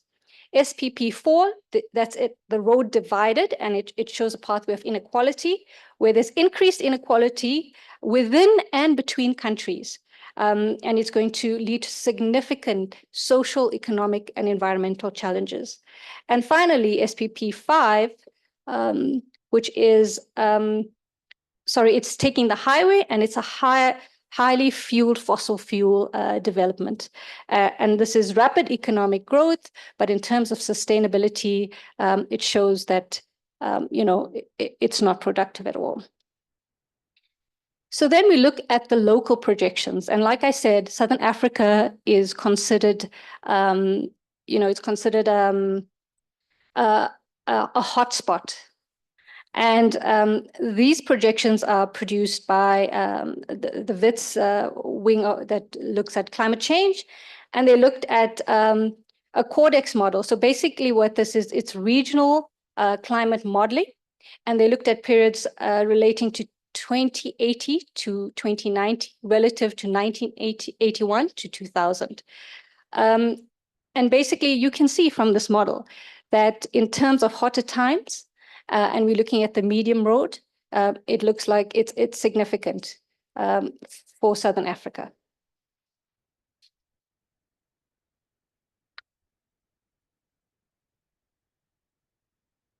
So in terms of rainfall, we also see similar things and high fire danger days. We're seeing that rainfall is going to be significantly less. And like I said, it affects soil moisture, it affects water scarcity, and it affects the total GDP of the country. And what we're seeing is Southern Africa has experienced average temperature increases of 1.04 degrees to 1.44 degrees from 1961 to 2015. Which is higher than the global average of 0.7 during this period. And the projections indicate that for 2080 to 2099, the temperatures could rise by more than 4 degrees in the internal regions. 4 degrees is significant. And they're expected to warm faster compared to the coastal areas. So this one looks at what we're expecting in terms of rainfall. And we're looking at drier conditions with significant reductions in rainfall expected, particularly with respect to the southwestern areas where declines could exceed 40 millimeters per year. We're also anticipating extreme weather events. While there may be an overall decrease in averaged rainfall, the intensity of extreme events is likely to increase. And the relationship between wildfires and the climate change is cyclic. As wildfires increase, they release more carbon dioxide, which contributes to global warming. And also, the drier conditions because of the less rainfall and the less humidity in the air and in the soil is likely to exacerbate this condition. So then we look at the physical impacts. So we have all of these things. And what happens? What is the impacts that are likely to affect us? And we look at the loss of life and assets due to intense wildfires. We've got assets lost and yield reduction and contamination due to flooding, crop failures and livestock loss due to drought, but also to flooding, urban flooding due to intense rainfall, loss of land, livelihoods, and assets due to rising sea levels and coastal regions and coastal erosion, landslide, soil losses, and siltation due to intense rainfall, reduced or intermittent river flow due to drought. We're also looking at asset loss and yield reduction and transport disruption due to extreme events, heat stress due to urban stress and heat islands. I mean, one of the things, interesting piece of work the PCC has done together with NEDLAC is look at what does this do if we have a number of heat days? What does this do to labor? How can people be working in these intense temperatures? What do we do then? And lastly, I think it's the loss of life and assets due to storm surges and inundation. So I think we have a list of physical impacts. And the question is, who is most likely to be impacted on this? And we know this. And unfortunately, it's majority of the population of not just South Africa, but also of Africa. We know it's the most vulnerable are women and children, people with disabilities, people living in poverty. And I think they do not have enough means to be able to pull themselves out of these situations. We've seen, for instance, in Durban, you have floods that have hit there. People attempt to rebuild, and a year later, the floods hit again. So how do these people rise above the poverty line when inflicted with such circumstances? And I think the question which we really need to reflect on is, how do we support and build resilience, particularly within these vulnerable groups? So we look at now at the climate impacts on these vulnerable groups, and it is disproportionate because you will see also when there was electricity shortages or water shortages, people who can afford to put solar panels and their cost of actually running their house comes down. But this doesn't change for people living in poverty. We see that there's going to be a 34% reduction in agriculture, current impacts. And the future impacts is that there's likely to be a 25 to 75% reduction in impacts on agriculture. The other impact is we're seeing a reduced income and growth and increased income inequality, particularly in African countries. And projected impacts is a 50% drop in South Africa's GDP by 2100.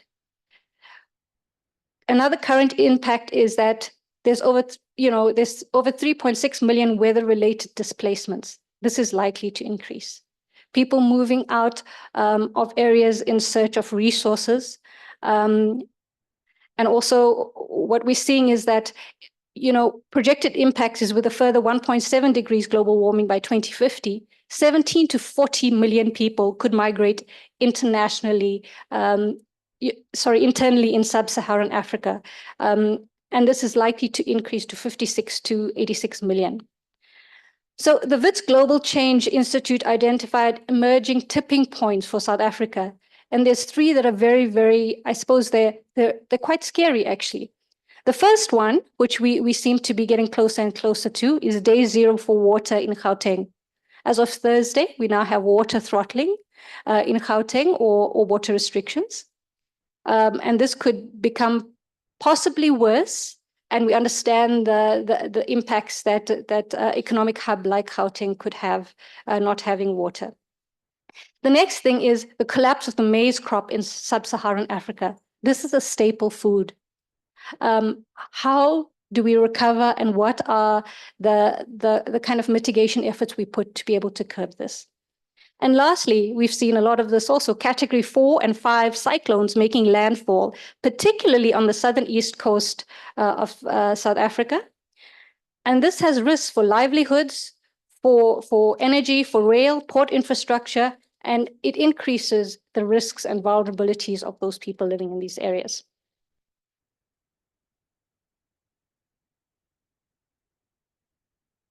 So this slide represents the window of opportunity.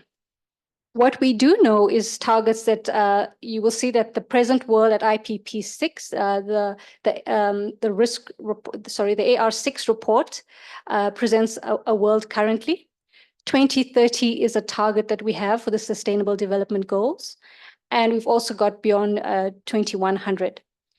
So what this window of opportunity basically means is that the opportunity for creating and enabling a climate resilient environment is closing, not only in the need for the urgency, but also in being able to provide the costing for this. The longer we wait, the more expensive it becomes and the further losses we incur.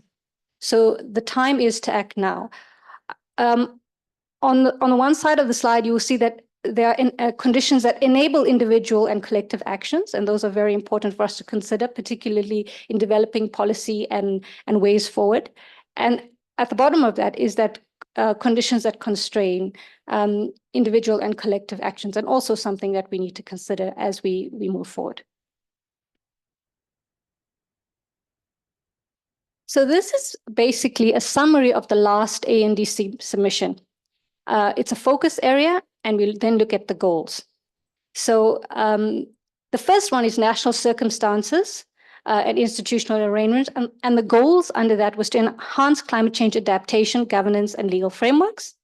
When we look at impacts, risks, and vulnerabilities, the goal there was to create an understanding of the impacts of South Africa on a 1.5 and a 2 degree global warming, and looking at underlying global emissions pathways.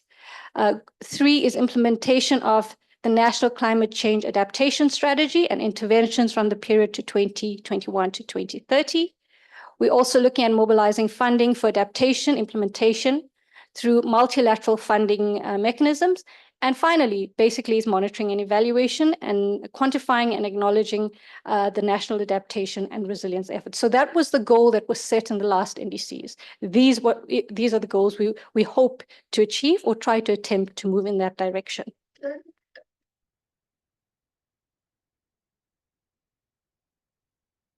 So basically, aligned to those goals are the summary of it. So What we want to do is we want to limit global warming to 1.5 degrees, as outlined in the NDC, and we want to, this must align to international agreements.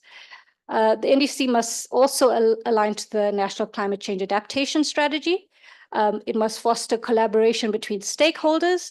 It must highlight the funding need, particularly the importance of grant-based funding for adaptation. I think the consensus is that adaptation really falls strongly in the ambit of government in terms of how do we push that forward. But the balance sheets of government cannot shoulder this alone. So we need to determine how do we now bring in private sector participation in this. And it also, I suppose, also leveraging that private sector investment, but also monitoring, reporting, and tracking progress.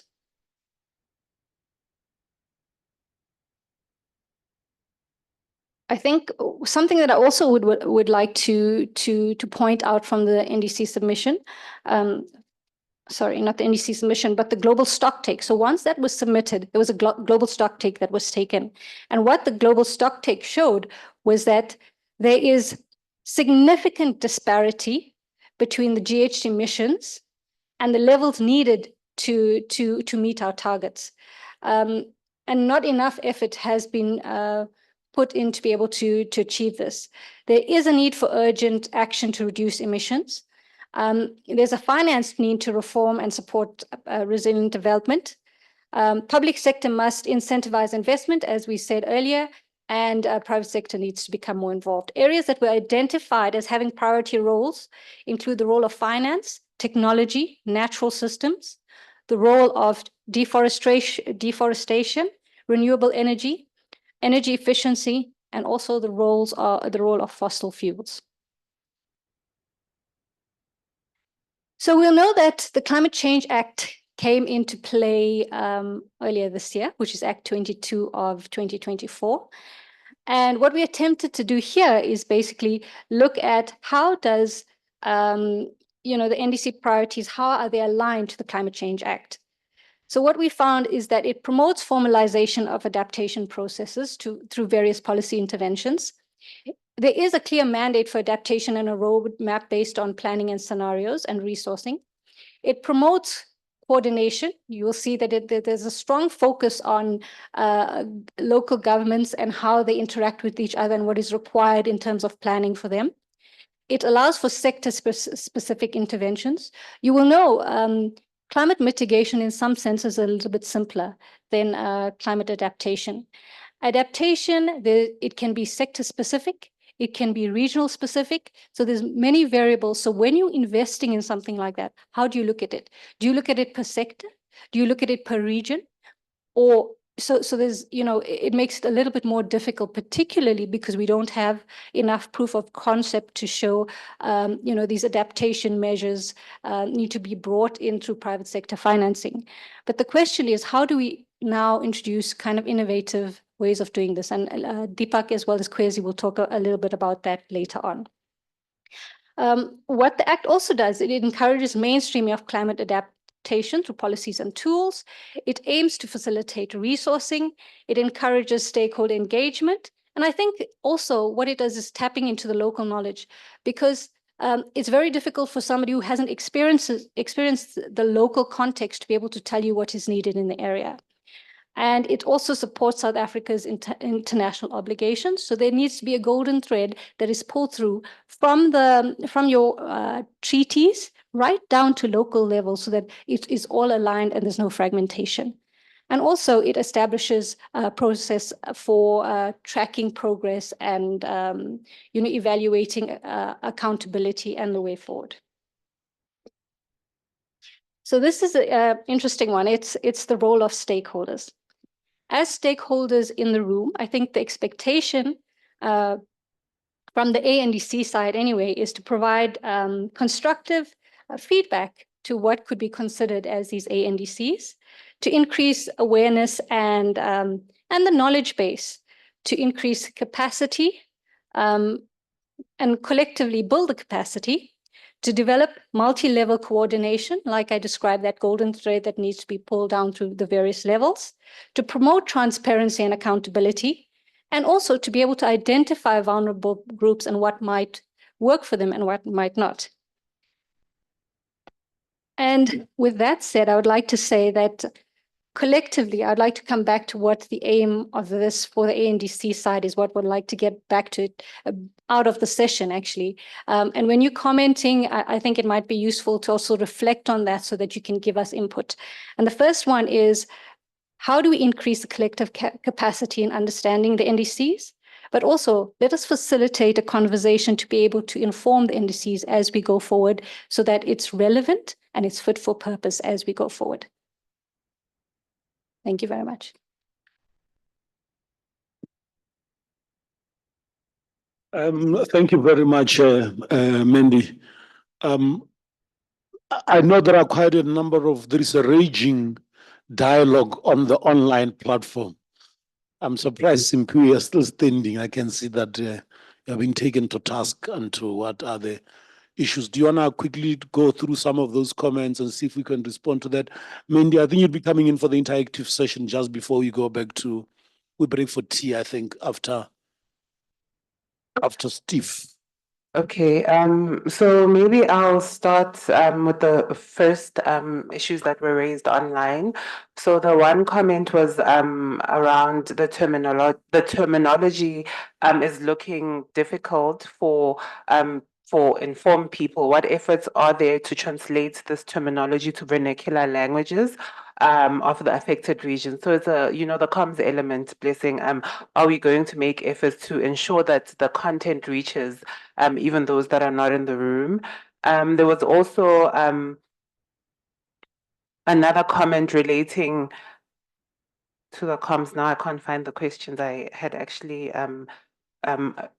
there was one question about what progress has been made since 2016. Yeah. So okay, I wanted to get to finish with the comms questions first, and then move on to some of the mitigation questions, and then some of the adaptation questions. But it's okay. So one of there was a question around the Q&A and the fact sheets and the glossary, and whether or not we will be distributing the presentations that were made here today. We will be sharing the presentations with the with all the social partners, and particularly on the website or the webpage for each of the events. So the presentations that were made at this particular session will be on the webpage for the faith capacity building session. And with regard to the FAQs, that is a document that we are working on internally. And as soon as we do have a draft, we will circulate to all stakeholders. As I said in the beginning, it is a living document that we will continue to build on and refine with the consultations. And then there were then a couple of questions asking whether or not we are on track with regards to achieving our NDC goals, and what is the progress in terms of our greenhouse gas emissions reduction measures from 2016. Has there been progress? And I responded in the chat, but if colleagues in the room would like to make additions to that, I responded in the chat in that based on the greenhouse gas emissions inventory that was published by the DFFE earlier this year, it indicated that we had reached greenhouse gas emissions peaking in 2008, but also from the emissions calculations of the year 2022, it indicated that we are on track of achieving the top end of the 2025 NDC commitments, but there would need to be work, that needs to be done to ensure that we could reach the bottom end of the 2025 NDC commitments, and then the 2030 NDC commitments would also need to, see significant greenhouse gas emissions reductions measures locally, and the implementation of enabling policies such as the IRP. So that's in terms of the greenhouse gas emissions reduction question. Some of the questions were relating to the IRP and how we allocate carbon budgets of greenhouse gas emissions. And I did respond in that we will be having a presentation on the mitigation section. And, some of the questions would probably be answered as Steve presents, but if they are not, we will then bring them into the room. But also Lufono and Francesco are very vocal, which was great on the chat. I'm just wondering if they will have any additional questions that they would like to ask right now before I move on to some of the questions that are relating specifically to the adaptation section. So this is Lufono and Francesca. Do you have any questions that you would like to talk to? And I think Reverend Rachel Marsh also. Oh, yes. Yeah. Maybe we should also consider some questions from the floor on what has been said so far. Colleagues, yeah, you can use the conference microphone there. If you would just tell us your name and your interest. Yeah, thanks a lot. It's a voice here. I happen to be on the both sides because I'm more into the industry, but also participating actively from the faith perspective. But for me, it's mainly three points that stand out for me and which I would like to comment on. One, it is around the Climate Change Act, which one for me would say that beyond the promulgation of the PCC, I mean, one would want to know how are we looking at its role now and beyond. And secondly, it's around the same act to say, when we look at the integration of, when you're looking at it as the integrator of the policies and all of that, what are the also key determiners? Because I mean, you are dealing here with the natural resources sector, which is the greatest emitter in the country, which of course they've got their own policies and all of that. And one would check then if what then becomes the role of that act in terms of integrating.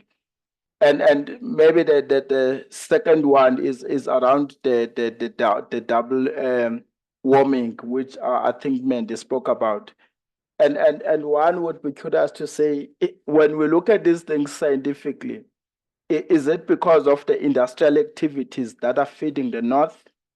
Or is it because of the industrial activities that are happening within in the southern region, which are actually means for us to survive as the people that are within these southern regions, which might end up being the cause of all these things? And lastly is around the SSP4. I think in that quadrant that you actually presented there around the exposure on the inequalities and all of that, which one for the sense to check if is it really the case of the inequality amongst the region, or is it the exposure of the inequalities that are already existing in any way? And then one would also check for the sense that how are we planning to deal with those intra region? Because you might find that even though you might talk about inter regions, but there will still be intra regions and there can still be intra countries, because even within the countries, I mean South Africa, because of its history and all of that, there's issue of inequalities and all of that. So for me, it's just to gauge if what's the thinking around those 3 points. Thank you.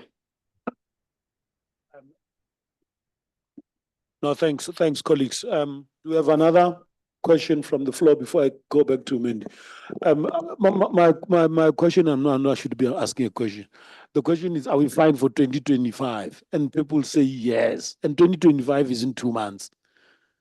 Is there a certain understanding of when people speak of the 2025 targets? Do they mean, well, I might say 2 months, but it means next year, even if we say midnight, 24th, 31st December 2025, are we okay? Is that what we mean elementarily? Or do we mean, and when you start saying top end and bottom end, we are fine for 2025, then I say, then why are we worried? And I thought that people must just explain what do we mean when they say that we are fine for 2025, whatever it means. Mandy, do you want to take the SP question first, and then Steve, you would probably then rather respond to the questions when you present the mitigation rather than repeat. Maybe let me take the question here, and then Mandy, you'd come through then with your response. We'll call on Steve. Oh, so I'm wearing specs and I still can't see. Okay, thank you. My name is Sello Shobelo, representing the SACC, South African Council of Churches. Just my quick first question on what Simphiwe presented on her first slide. When she referred to the research done by NDI, I just want to know what is NDI in full? And then maybe just a little follow-up on your question, Blessing, regarding where are we? Are we ready for 2025? Looking back since COP3 until now, is there probably, looking at the timelines, where are we at this stage? When can we reach, or when do we think we'll be able to reach the 1.5 degree global warming limit? Because looking at the time since COP3, it's many years. There's still COP30 coming next year. There'll be COP31, COP32, until we don't know, maybe COP50. So I think we need to discuss as to when will we get to where we want? Because here we're actually fighting a natural phenomenon, this climate change, despite the fact that we as human beings are also contributors to it. And then just out of interest, the last one, I saw the slide where there was an impact of global warming, that GDP slide. I see the Middle East is combined with Africa. Is there a particular reason why are we combined with the Middle East when the Middle East is actually in Europe, if I'm not mistaken? Thank you. Thanks. That's it. I'm more interested in the other question about the Middle East of Africa, not for the purpose of climate change, but for broader purposes. Sister, you can take in the microphone on the desk work. I'm the one who was just disempowered. Yeah. It's not quite a question. It's more of a comment. I'm hearing a lot of civil society, social partners, stakeholders. I have not seen any of that in the civil society or as a stakeholder in my organization. I have not seen any of the consultations. And I'm wondering, since these climate changes impact highly the lowest rung in the economic ladder, why is it that they are not consulted and they're not away? In fact, they'll never be away, especially since these gatherings are held in forums like where we are now. They can't reach here. They are on the river banks and in the informal settlements and all that. So in a constitutional democracy where we talk about equality that is so unequal in South Africa, do we not have another way where we can at least consult with the people and talk to them about things that affect them? What worried me most when I was reading the concept note was the nationally determined contribution targets that were submitted to the United Nations framework in 2016. I didn't know that any such a thing was submitted, and I'm a South African. And in 2021 as well, they were submitted, and they're about to be submitted in 2025. At least I'm here, I might know what they will be. Where do these nationally determined contributions get determined, and by whom? If not by society? Thank you. Thank you very much, colleagues. Mandy, do you want to respond to that? I don't want to respond to the communications and stakeholder question now because I agree with you. But maybe before Mandy comes, briefly, I mean, colleagues, you have got a reality in the country of, and I'm going to be very sensitive, of a government that has detached itself from the people. You get into power for 30 years, you start by consulting, you consult on VAT. If I can tell you, in 1993, I was 20 years old. I contributed to this country's VAT policy. That's why it is still 15% today, since 1994. As young people, we have to say it must not affect books, it must not affect bread. And this is the kind of consultation South Africans want. Because the NDC is literally about whether VAT will become 20% or whether bread will become 100%, 100 rand when there is food insecurity. So, we broadly agree with you as the PCC that the engagement between state and society, and I don't want to use philosophical words, the reality is that the engagement between government and South Africans has went down. And the unfortunate part with good medicine is then that people start thinking that it can cure everything. And I'm not saying the PCC is good medicine. So we're trying to open up this space, and we appreciate the feedback, because then we use this feedback to go to our donors and to government and to say that you cannot have a State Department of 50 communicators or 20 communicators from assistant director website to director advocacy, and they cannot go to Soweto. Then you've got a PCC of 3 people, of Blessing, of Ntabiseng, of Steve.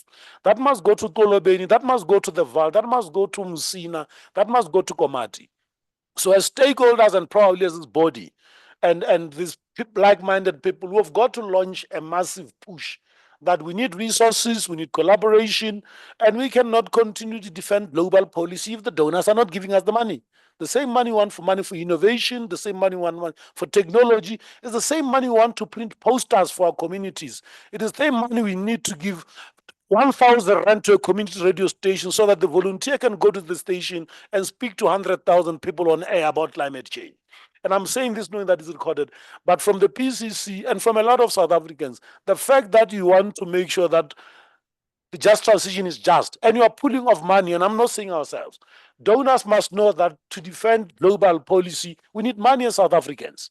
And I'm saying this because I'm repeating what you're saying. So if they are listening, please bring that money for communications. Otherwise, you'll not have access to your communities.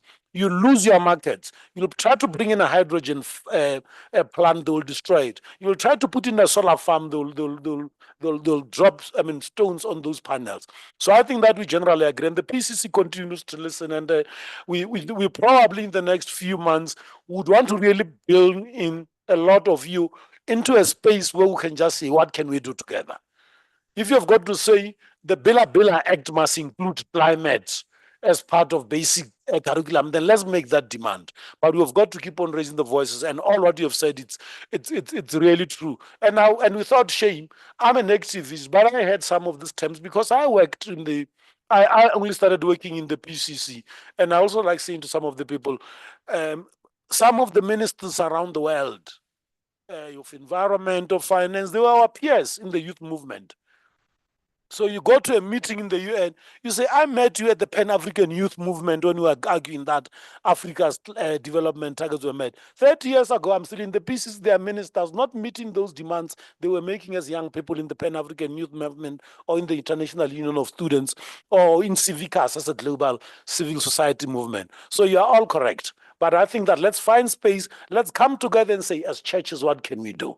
As the youth, what can we do? And say to the PCC, go and look for 100 million to do these things, and say to government, if you cannot communicate, stop communicating. But I think that we have reached a stage where the distance between the people and the state is so much that we're taking decisions for them. And I know that might not be, I'm more agitating you than giving you comfort, but I thought that, I should concur that we're on the same par with you, and we cannot defend anything. We're not doing good enough. Colleagues, then I know I'm running short of time. Do you still have more people? Yeah, there are. Okay, is it and Reverend Rachel? Lufona and Reverend Marsh, and then I'll give Mandy and then Steve. I know we had saved time, but I've charged more of your time, but I think we'll catch up. Lufona, Reverend Marsh, and then Mandy will respond to the SP4 question, and then we'll take the detail on the mitigation, then take tea break, and then come back to climate finance and innovation. Lufona, go ahead. Morning. Thank you so much. usually attend here from the business side, but today I'm attending as the pastor. Hallelujah. Impacts on global warming. Impacts on global warming will affect South Southern Africa twice as compared to the rest of the world as presented. So I would have loved to hear how are we doing from a coordination and collaboration perspective within the SADC region. And there was a call that adaptation is for everyone, and private investment indeed will be required, which I agree. But I just wanted to find out, how do we plan to build trust from a good governance perspective, more so that we are suffering from the pandemic of corruption? Overall, what I believe is missing, or I felt was missing from the presentations, was because we are here and the journey started in 1996, as one of the colleagues have already said, from the SACC to today. I think as part of the capacity building, it would have been interesting to see what have we done so far from a perspective of inputs, and what has been the impact when we look at what we've implemented and what have been the outputs, considering everything else that's happening in the Eastern Cape and the KZN, and us in Gauteng now has to have a water shedding at the moment. So I think I stay in an area where we are next to a lot of essential services. So for that reason, we never had load shedding or water shedding, but it's affecting a lot of people. And Chair, you have highlighted the points around communication, but I just wanted to check with you, how does the PCC work with government? Because I do know that GCIS has a connection with all community radio communication, community radio stations. And when there is something of a national importance, all community radio stations will be connected to GCIS, and everybody will be hearing the same thing on their language at the same time. So I'm just wondering if there is collaboration between the PCC and the GCIS from the perspective of making sure that we reach out everybody, as the intention is to empower all of us and not to leave anybody behind. And I've requested before in some of these consultations, if the PCC is going to provide us, or through the FFE, the, what do we call this thing now? The material that we can use to raise awareness. I know that from the church perspective, and let me say from the areas where I have influence, that there is very little understanding of climate change. Some we spiritualize it, and some, but there is just a lot. But it will be great for some of us who are already advocating for this to be given official information that we can use to raise awareness, even during the Sunday services and stuff like that. But we will need the assistance of the PCC. Thank you so much. Thank you very much, Lufuno. Mandy? Oh, sorry, Rachel, come in. Good morning, Tate. Blessing. Thank you so much for the presentations. So I just wanted to reflect on what is the role of the faith communities in all this. So Tati Blessing and Steve just presented, we had a meeting of eco-bishops and senior clergy, and some of the things that we were reflecting on as a response to your talks and so on. The first one was that we need to stand in solidarity with the young people. The young people are calling for the new coal power plants, which are being included in the IRP, to be cancelled. This is an issue of intergenerational injustice, and we cannot have more new. At this stage, we're supposed to be transitioning away from coal, not building new coal. Secondly, we reflected on the heat, which is another issue of injustice, in that in a leafy suburb, as opposed to somebody who's living in a shack where there's no trees, there's no insulation, there can be 15 degrees of difference. So the role of the churches and faith communities in tree planting becomes really important, because we are on our plants every Sunday or every Friday we can water. So that can be a really important human rights issue. And then the other thing that we were reflecting on is the fact that the churches and the faith communities are often the first ones to be taking people into their halls when there's a disaster. So how do we prepare for these climate change disasters so that people are ready? Can we use the bells of the church to call out that the flood is coming? How can the churches and other faith communities be prepared for these disasters when they come? Thank you very much. I'm just going to post the statement that was made by the eco-bishops and senior church leaders in the chat. Thank you very much, Reverend Mesh. We're good. Mandy, a brief response. Thank you, Blessing. Thank you for those questions, and I think some of the responses already in us, putting a perspective together. Very, very interesting comments. So firstly, with the SPP4, these are modeling scenarios under a certain temperature parameter. So what the SPP basically does it models, it looks under that scenario, it determines significant challenges to the implementation of effective climate change adaptation strategies. And what the scenario basically says is that, so the policy in this scenario is focused on elite. There's a high consumption rate, so we will have that kind of consumption mentality. There's going to be high inequality, and there's going to be low to medium growth. So basically, it's looking at the temperatures and how these temperatures relate to those specific scenarios. And those are all options, and we might fall within one of those options or between those options. But it just gives us an understanding of what we need to plan for. Thank you, Blessing. Thank you very much. Colleagues, there were a number of questions about coordination, which I think that are general in us. But there is a hand here. Oh, you're not raising your hand. Yeah, and then Simpiwe.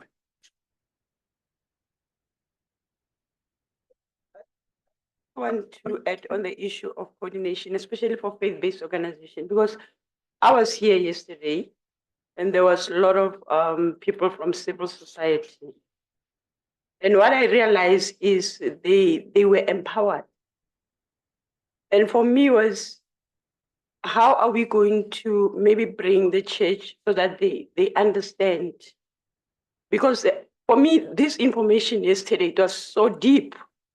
And then I think we need a way of simplifying some of the things so that we can be able to bring it down to the people, because the church, as we have said here, it's very close to the people at the ground level. So maybe leaving this place, we need to have come up with methods of how we're going to coordinate to reach to, because what shocked me was the whole of last week, somebody was talking about us spiritualizing, because we didn't know. I only knew that there's a problem with climate, there's a difference between climate and weather since yesterday when I came here. Issues of emission of gas, greenhouses, those things are very deep for us. Because last week, I spiritualized. I said to people, as from the whole of last week, let's pray for the rain. And we prayed, and it's raining. So you're responsible for the floods. Yeah. And I said, let's pray for peaceful rain, and it's very peaceful. So I was trying to bring the two together as to how does climate change, weather, and our prayer works, So for me, I think this information is, because I was telling them yesterday, I said, I spent the whole of yesterday as they were presenting, I was Googling every word, So today I said, okay, at least today now I'll be able to understand, because yesterday it was Googling and everything. So, but this information literally is very important, and it will also give us a way of taking care of nature. because we never knew that what we are doing, it affects the climate and whatever. Thank you so much. And thank you, Mefakude, for raising, because I've been sitting here very frustrated. I said, you know what? We are really tired of complaining of us being consulted. Now you are being called, and we hear people have been attending courses to understand this. We come to contribute and contribute on something that we don't know. But thank you so much for invite. And I think we will improve our communication to our churches. God bless you. Thanks. Steve, can I suggest that when you do the next step enclosure, we sponsor some proposal on how we want to take the communication and stakeholder engagement forward beyond just the NDC, because I think that there is a deeper cry of better collaboration, more awareness, and all that. There is a hand there, then I'll come to you. Or is it online? The lady there, she will forget her question. Thank you. This is Ufente Kwapeng for the Anglican Youth of Southern Africa, the Anglican Church. I'm glad that Reverend Rachel Marsh did indicate about the statements that were made at the Echo Bishops Conference.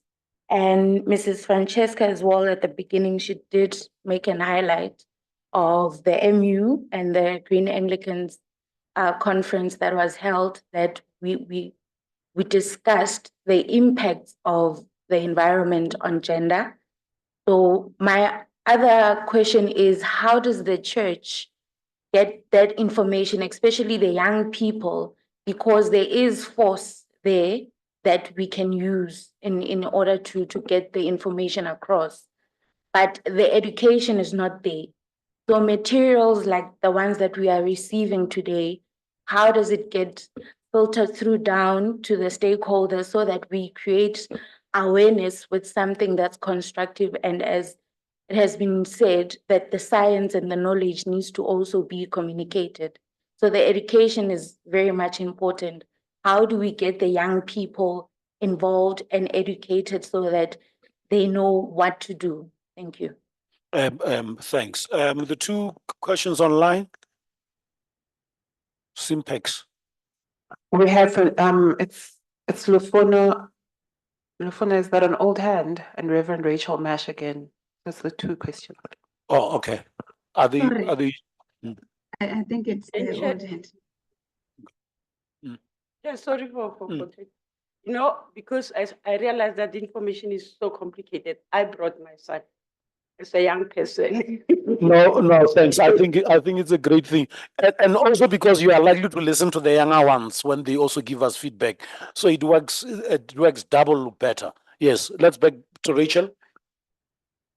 Thank you, Ntati Blessing. So my question was actually around, well, two things. The one was around, is it correct that we should continue talking about 1.5? Because I've got friends that are in Baku at the moment at COP29, and they say there's signs all over the place, keep 1.5 in reach. And this actually is now incorrect. We're actually looking at 1.5 in the rear mirror of where we are, and people are saying, oh, we can start doing these weird and wonderful technological things to, you know, get the carbon out of the air. We've actually passed 1.5.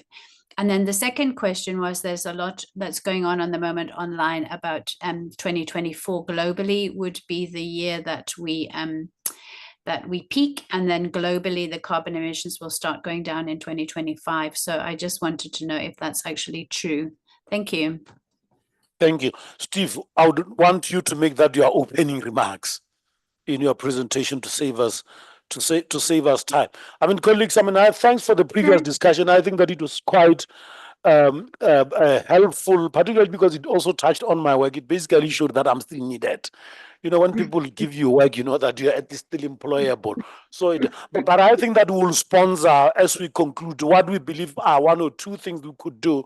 I mean, we've been toying around an idea of a brand summit, a communications conference, but that's not just going to talk about the problem. Come in and say, this is the kind of resources we need, this is the kind of national brand. I mean, we have done great work. We've done work on GBV, we've done work on COVID, we've done work on AIDS, we've done work on taxi violence. So South Africans are very good at communicating and collaborating to raise awareness on issues that affect them nationally. So, and I gave the example of VAT, colleagues. I mean, as I said, I was very young, but I was marching saying that I cannot afford VAT at 14 years. And it was about the fact that I did not want to come and live poor 30 years later. So I think that there is room for a real movement on climate action driven by communication and awareness. And we'll probably, as the comms team, sponsor and also use this conference to go and lobby back to our EXCO to say, you see, people want our ideas, you keep on throwing them out.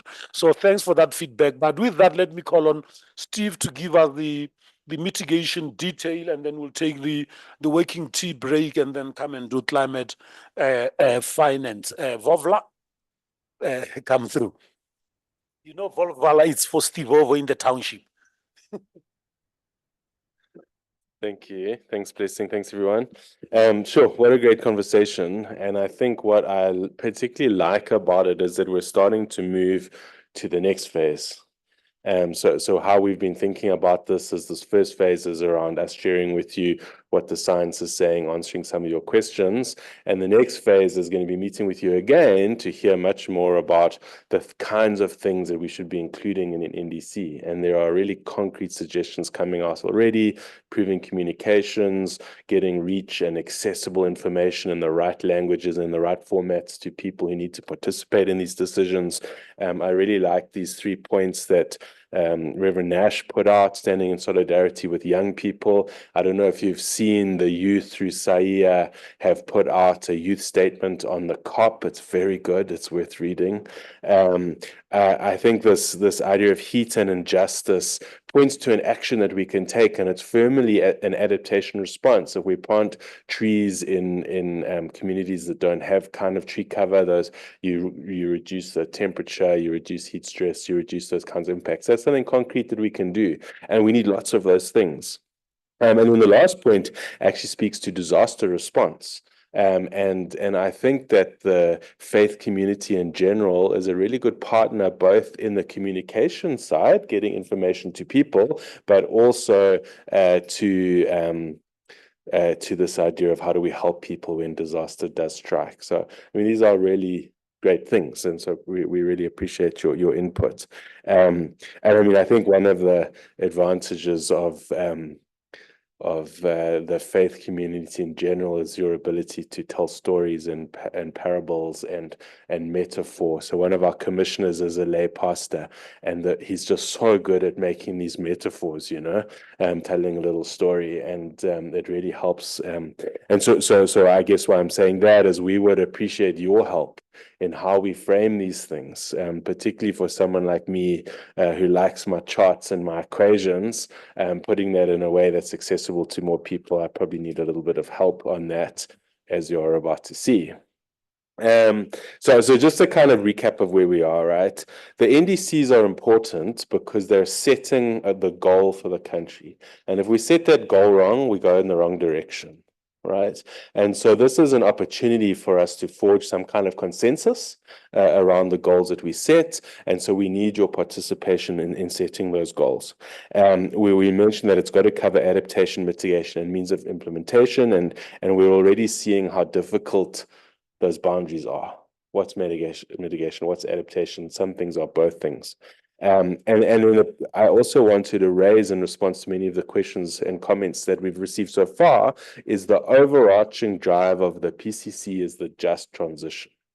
So we can manage this transition in such a way that concentrates capital in the hands of people who already have capital and does nothing about inequality, poverty, unemployment, or we can manage this transition in a way that makes a real difference. And that's what we need to do. And so the justice elements are core to everything we think about. Mandy made the point that South Africa is extremely vulnerable. And so our commitment and our leadership in international space is important because in reality, we are temperature takers, right? It is the activities of Europe, China, India, and the United States that are really driving the emissions. And therefore, if they do nothing, then we will have temperature increases, whether we like it or not.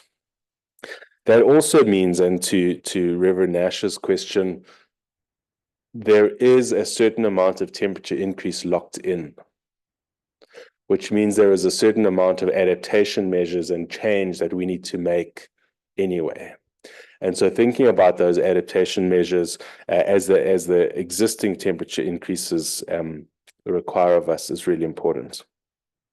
And the point that Mandy made around that slide with the narrowing options, the longer we take to take action, the fewer options we have.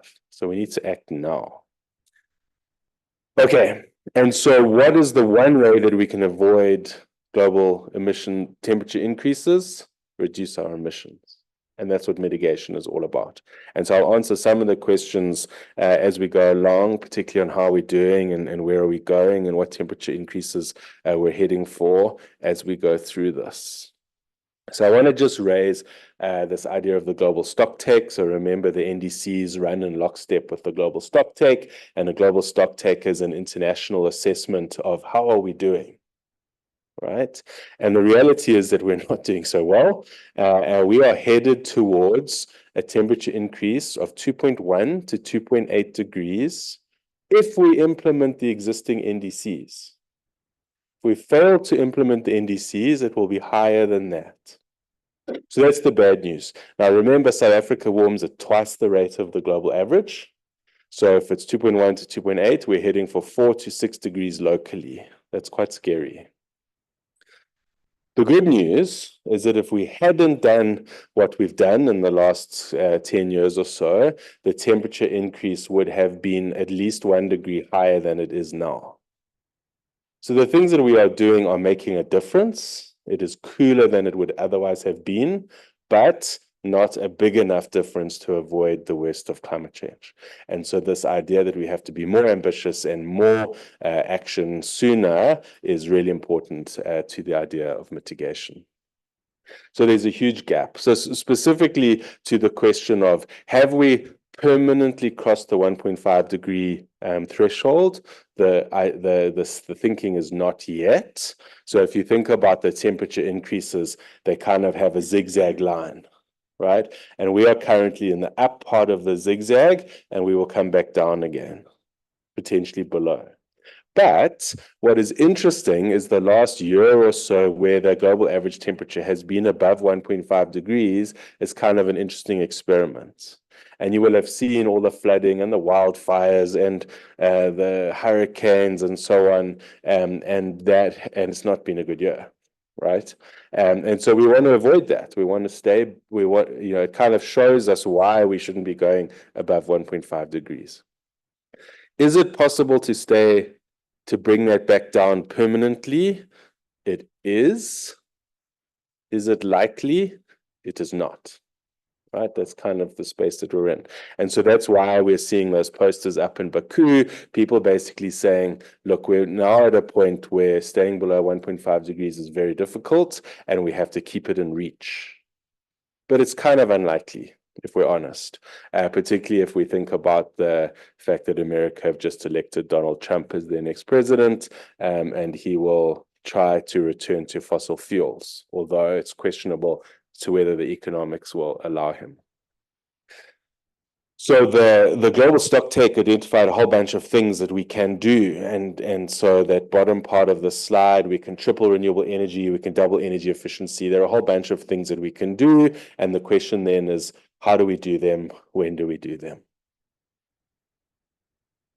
So in order to stay below 1.5 degrees, this is what we agreed at the United Arab Emirates last year, is that we must reduce our greenhouse gas emissions by 43% by 2030 and 60% by 2035 relative to 2019 globally. Right? And so if you look, I got our 2019 emissions out of our GHG inventory. It's something that the Department of Forestry, Fisheries and Environment put together. And I worked out what would a 43% reduction be by 2030 and what would a 60% reduction be by 2035. Right? So if we were to meet that agreement, that is what our emissions profile would need to look like. Does that make sense? Okay, stop me if it doesn't. But we're a developing country. right? And so we would expect to be allowed to reduce our emissions a little bit slower. Being a developing country doesn't mean that we can emit more. It just means we can emit less slower. Does that make sense? So we would expect to be above that line as a developing country, and we would expect countries that are developed to move faster and be below that line, and then on average, we would be on the line and hopefully below 1.5 degrees. I just remind you that that's for a 66% chance of staying below 1.5 degrees. So even if we achieve it, it doesn't guarantee we'll stay below 1.5 degrees, right? So this is what our NDC actually looks like. So we committed officially to stay between 398 and 510 megatons of emissions. So this x-axis is our emissions measured in megatons in CO2 equivalent. So it's all of the greenhouse gases together. That's what we committed to do in 2025. And in 2030, we have committed to being between 350 and 420. Okay.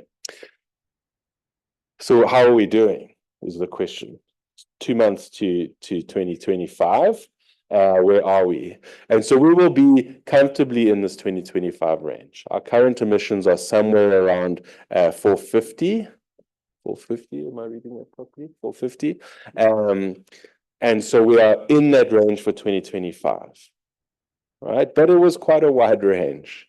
And so to get from 450 down to into the range of 420 will take a bit of work, right? And we recently published a report as the Presidential Climate Commission from our monitoring and evaluation team called the State of Climate Action Report. You can find it on our website. And basically, we conclude from looking at the policy measures and the progress that we've made so far is that if we implement the policy that we have, we will scrape in the top end of 420. All right, does that make sense? So we'll be at the top end of our range if we implement the policy that we've said we will. If we don't, we'll be above it. Does it make sense? Now, it's possible that we can get lower in the 5 years if we do things like accelerate moving transport from road to rail, right? If we accelerate people moving from private transport to public transport, if we accelerate the phase out of coal and the building of renewables, we can get lower, right? Now, a kind of simple rule of thumb is that the steeper the line, the more expensive the line, right? So the longer we leave this, the steeper we get to net zero by 2050, the more expensive it becomes.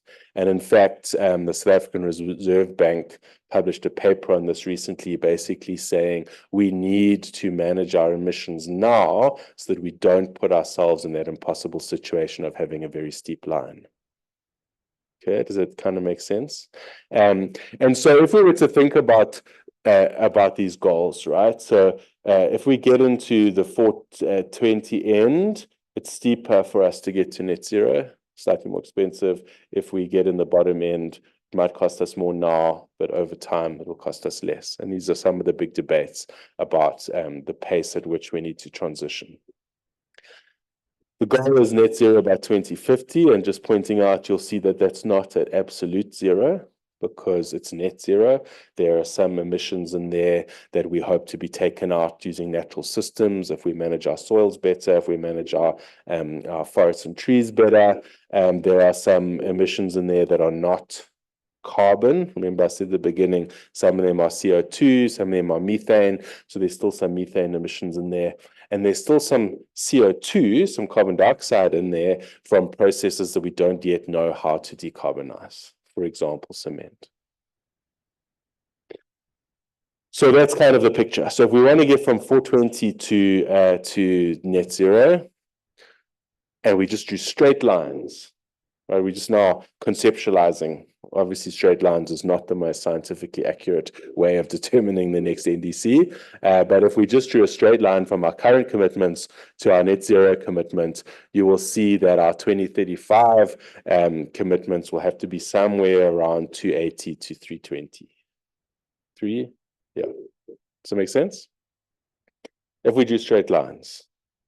So 278 to 330 is the rough range if we just choose straight lines.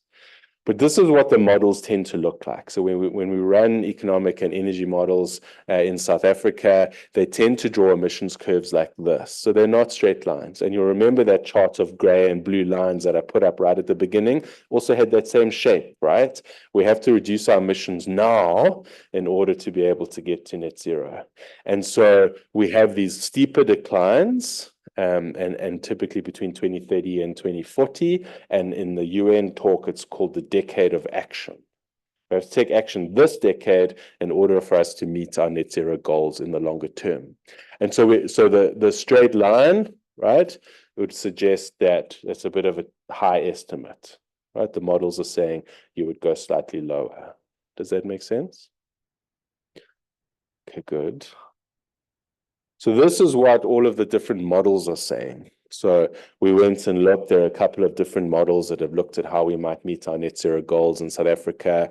University of Cape Town have one, the CSIR have done some work, and we've commissioned some work as the PCC, the JET team, the Just Energy Transition team within the presidency has done some work. And obviously models produce different estimates based on the assumptions that you use, but you can see that the top end, if you think about a 2-degree world, right, is coming in at about 390. That's for a 2-degree world, right? Remember, that's really not what we want. And the bottom end coming in for a 1.5-degree world is around 200. Right, so that's our kind of broad range. We're just intellectually thinking about this. So we would be somewhere between 200 and 390.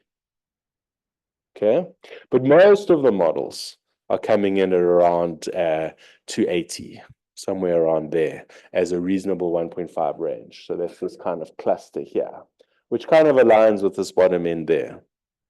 So a 1.5-degree sort of predictor could be around 280. Does that make sense?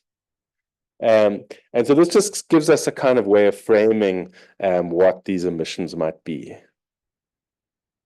Okay. Now the key question is, what can we do to get there? Right? And can we get there? So if we think back to the points that Simpiwe put up at the beginning, right? Has to be scientifically credible, locally credible, internationally credible. What are the things that we can actually do to get to those targets? And what is the optimum route for people, right? That sort of allow us to lift people out of poverty, inequality, and unemployment. So the key question we're answering, so let me just go back one step. If you add up each year's emissions in this chart, if you imagine this was a bar chart instead of a line chart, right? That would add up to what we call a carbon budget, the total amount of carbon that we can spend. And you can think about it as like a budget that you have at home. If you have 1,000 Rand for food, you have to work out how you spend that 1,000 Rand over the month. What are you going to buy each day? And you can't go over it because you don't have the money, right? A carbon budget is the same. It's the amount of carbon you can emit over a period of time, in this case up to 2050, before you go over, and the consequence of going over is higher temperatures. Okay, does that make sense as a metaphor? So if we think about a carbon budget, if you roughly worked out what the carbon budget of this top line would be, it would be about 9 to 10 gigatons, and the bottom line would be around 8 gigatons. Okay. And so the question is, how do we spend those emissions in a way that maximizes socioeconomic output for the economy? And we'll talk a little bit about how that would work. So this is what the NBI, someone asked a question about what does the NBI stand for? It stands for National Business Initiative, and they are a sort of business NGO that work with the business community. And this is one of the ways, this is their way of saying how they would allocate a 9 gigaton budget. So if we think about this sectorially, if we allowed sectors to emit as they are emitting today, we would get to 11.6 gigatons by 2050. So well over the budget. But there are things that we can do to reduce those emissions per sector. So they said, well, we'll actually emit 3.5 gigatons in the power sector, so basically in generating electricity between now and 2050, and we will generate only 1 gigaton in agriculture, forestry, and land use. That's what AFOLU stands for, agriculture, forestry, and land use. And so this is the way that they would split the budget. And it's not, there are some big things you have to do to get to those budgets. And then we'll wrap up with T. I'll talk through some of those things. So they're basically saying, well, to get to 3.5 gigatons, you would have to switch coal-fired power by 2040. Which means you need to build the renewables now at a speed that allows you to turn those coal plants off. Because you're obviously not going to turn them off if you don't have alternatives, because then you don't have power, and that has worse socioeconomic impacts. So it has an implication for how much renewable storage and peaking support you would need to effectively switch off those coal plants. In the petrochemical sector, they switch Sasol to gas. And so gas is a lower, still a fossil fuel, but it emits fewer carbon emissions than coal does. There's some contestation about that, but that was the logic. And those things we can kind of do. We know the technologies, we know how we would do them. Some of the things are even more difficult. So in the agriculture, forestry, and land use section, you would have to switch 30% of people to sustainable diets. Right? And what does that mean? It means you can have 100 grams of meat a week. Yeah, you can save it up, and you can have a slider at the end of the week, or you can save it up and have a steak at the end of the month, right? But we couldn't eat red meat the way the middle class eats meat now. And so over T, you'll have to decide which 30% of you has to stop eating meat. But this is one of the big socio-economic behavioral challenges that we have in the transition. In the transport section, you've got equally difficult challenges. We would need 30% of people to move from private transport to public transport. Now, most people's aspiration in South Africa is to have your own car or 2 cars per family. And my car is fancy. It must show my status, you know. And so these are big sort of sociocultural behavioral issues that we have to overcome, and not just economic and technical issues. But the decision that we're collectively making when we think about an NDC and the targets we set is effectively how will we allocate that budget that the target allows us over the economy so we can maximize socioeconomic outcomes, right? And it's a choice. So we can make the policy choice to have more coal for solid reasons of concern for the people of Mpumalanga, right? It's not an illogical thing to do, but it means that you have to reduce faster somewhere else, right? You can't have it all. And so then we would have to reduce transport quicker. We'd have to move more people to private transport, or we'd have to reduce cattle farming quicker, right? And so that's the challenge, and that's what the NDC debate is about. And so when the president says we need to reduce our emissions at a pace and scale we can afford, this is kind of what he's talking about, is how do we make these choices, and how can we be certain that the socioeconomic gains are better doing it this way or better doing it that way, right? It's not such an easy thing to work out. So when we come back after tea, we will talk about some of those things. What is the research saying? What is the data saying? And how might we start making those kinds of decisions? But it is our belief at the Presidential Climate Commission that we need to look at the research and the science in order to make these decisions, because otherwise it becomes very ideological. Well, I think it should be this way, but I think it should be that way. How do we find each other? Right? And you will find, and if you watch or attend some of our other stakeholder groups, you will see that there's very little agreement on this. Some stakeholder groups are saying we need to decarbonize faster for climate reasons. Some stakeholder groups are saying we need to transition slower. And so part of what we're trying to do here is have the dialogues we need to have to try to find some consensus. We're probably not going to get perfect consensus, but at least to try to find each other, and in particular, look past what people are saying to those underlying concerns and address those concerns. So the concerns for disadvantaged groups in sectors that will be impacted, like the automotive sector and the coal sector, are very real concerns. And we have to put the systems in place to support those people to enable the transition. So let's pause here and have a break. How do people feel about having a 15-minute break instead of a half-hour break? And then we can get back and sort of talk more about the economic modeling issues, and we'll take the questions. I think there's some questions online, and it'll give you a chance to ask some questions before we jump into the detail. So let's take a quick break. You've been sitting for a long time. We thank you for your contributions and attention. There should be some tea outside, and then we'll pick up in 15 minutes. Thanks, everyone.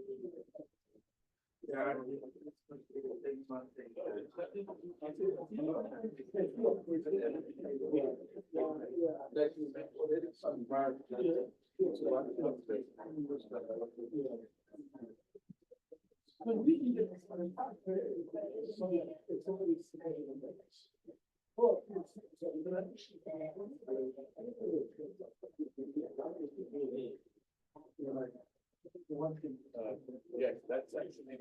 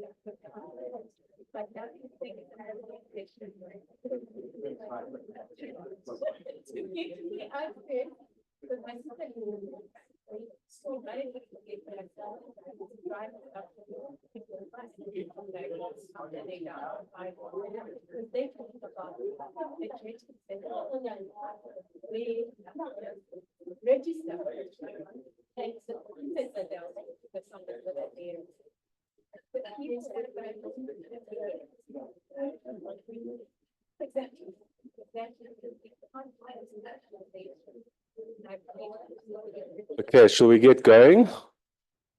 I'll go and chase people outside quickly and then we can start.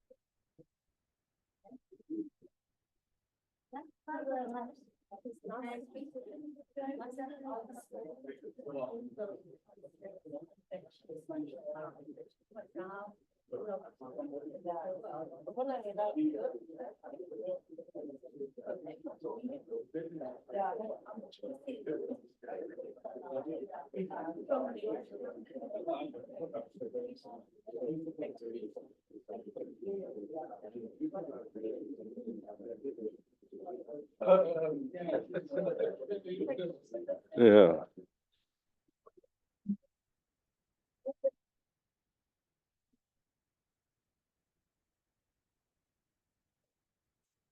Yeah, for those online, we just having an extended tea. We'll be starting in a few minutes.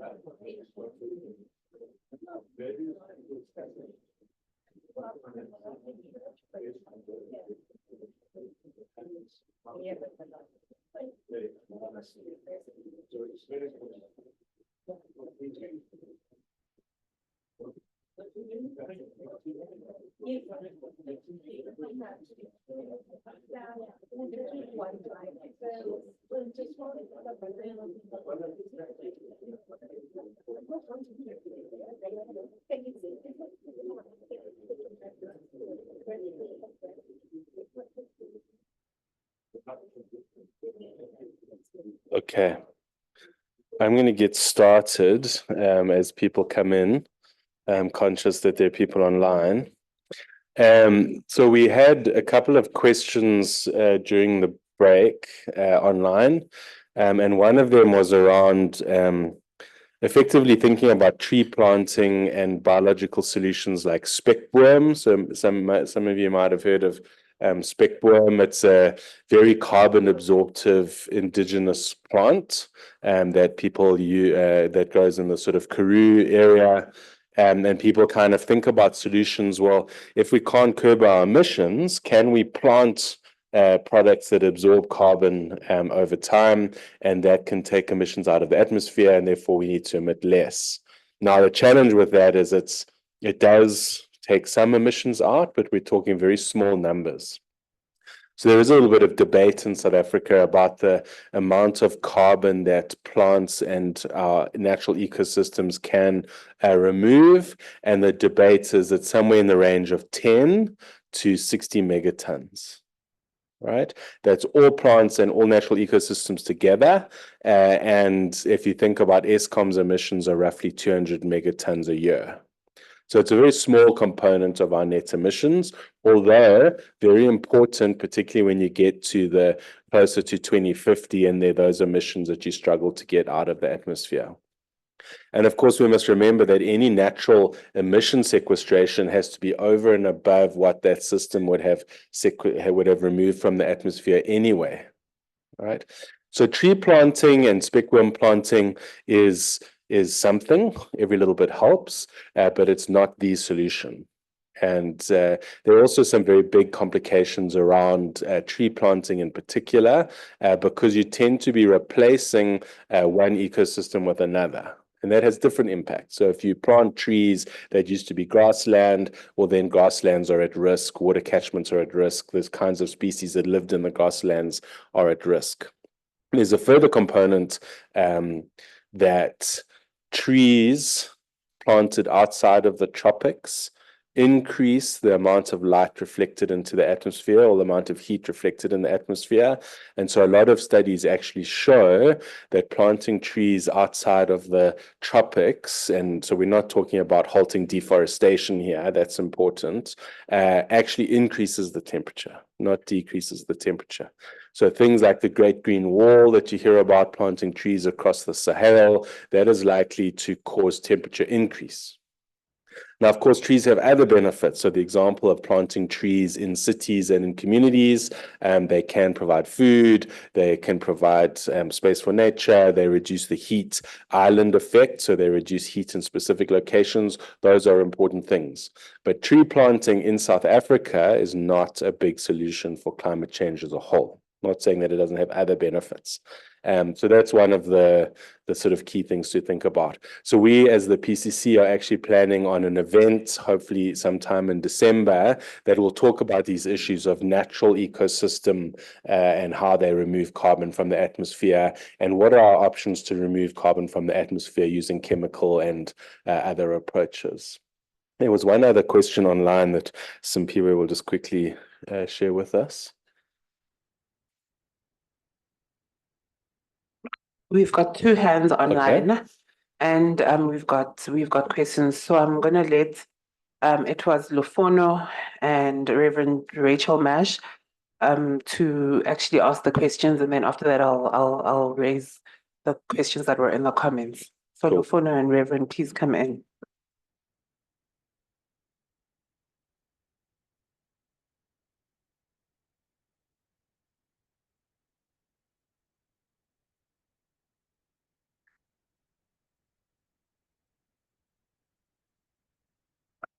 I don't see the hands, but Bernadette has a hand, so I'm going to allow Bernadette to actually speak. Sorry, that is not, it's an accidental hand. But I will just say that I'll just add that on the biodiversity of trees, we desperately do need trees in parts of South Africa where we've taken out trees, where we've put in pine forests. Taking out and putting the indigenous trees back was definitely important. And speckworm can grow anywhere as long as it doesn't have a lot of water. Thanks. Thank you. Yes, I totally agree with Bernie. I think the problem is that people are putting non-indigenous trees and they're planting in the wrong place. So indigenous trees obviously have the huge impact of increasing biodiversity. As you say, they've got lots of different things, but I don't think we should be considering them as, you know, in order to replace, so we can pump more pollution in because we're planting trees. That's exactly what they've just passed something. The first day of COP29 is the carbon credit thing, which is actually encouraging exactly that, which is greenwashing. So I can keep pumping carbon emissions out of my car as long as I plant a tree. No, that's completely the wrong way to think about it. So I would agree with that. So the question that I had was just, and Tate Blessing at the beginning, he mentioned about climate literacy and the need to get schools to teach about climate change. And he mentioned the suggestion of using the whole Bella thing at the moment.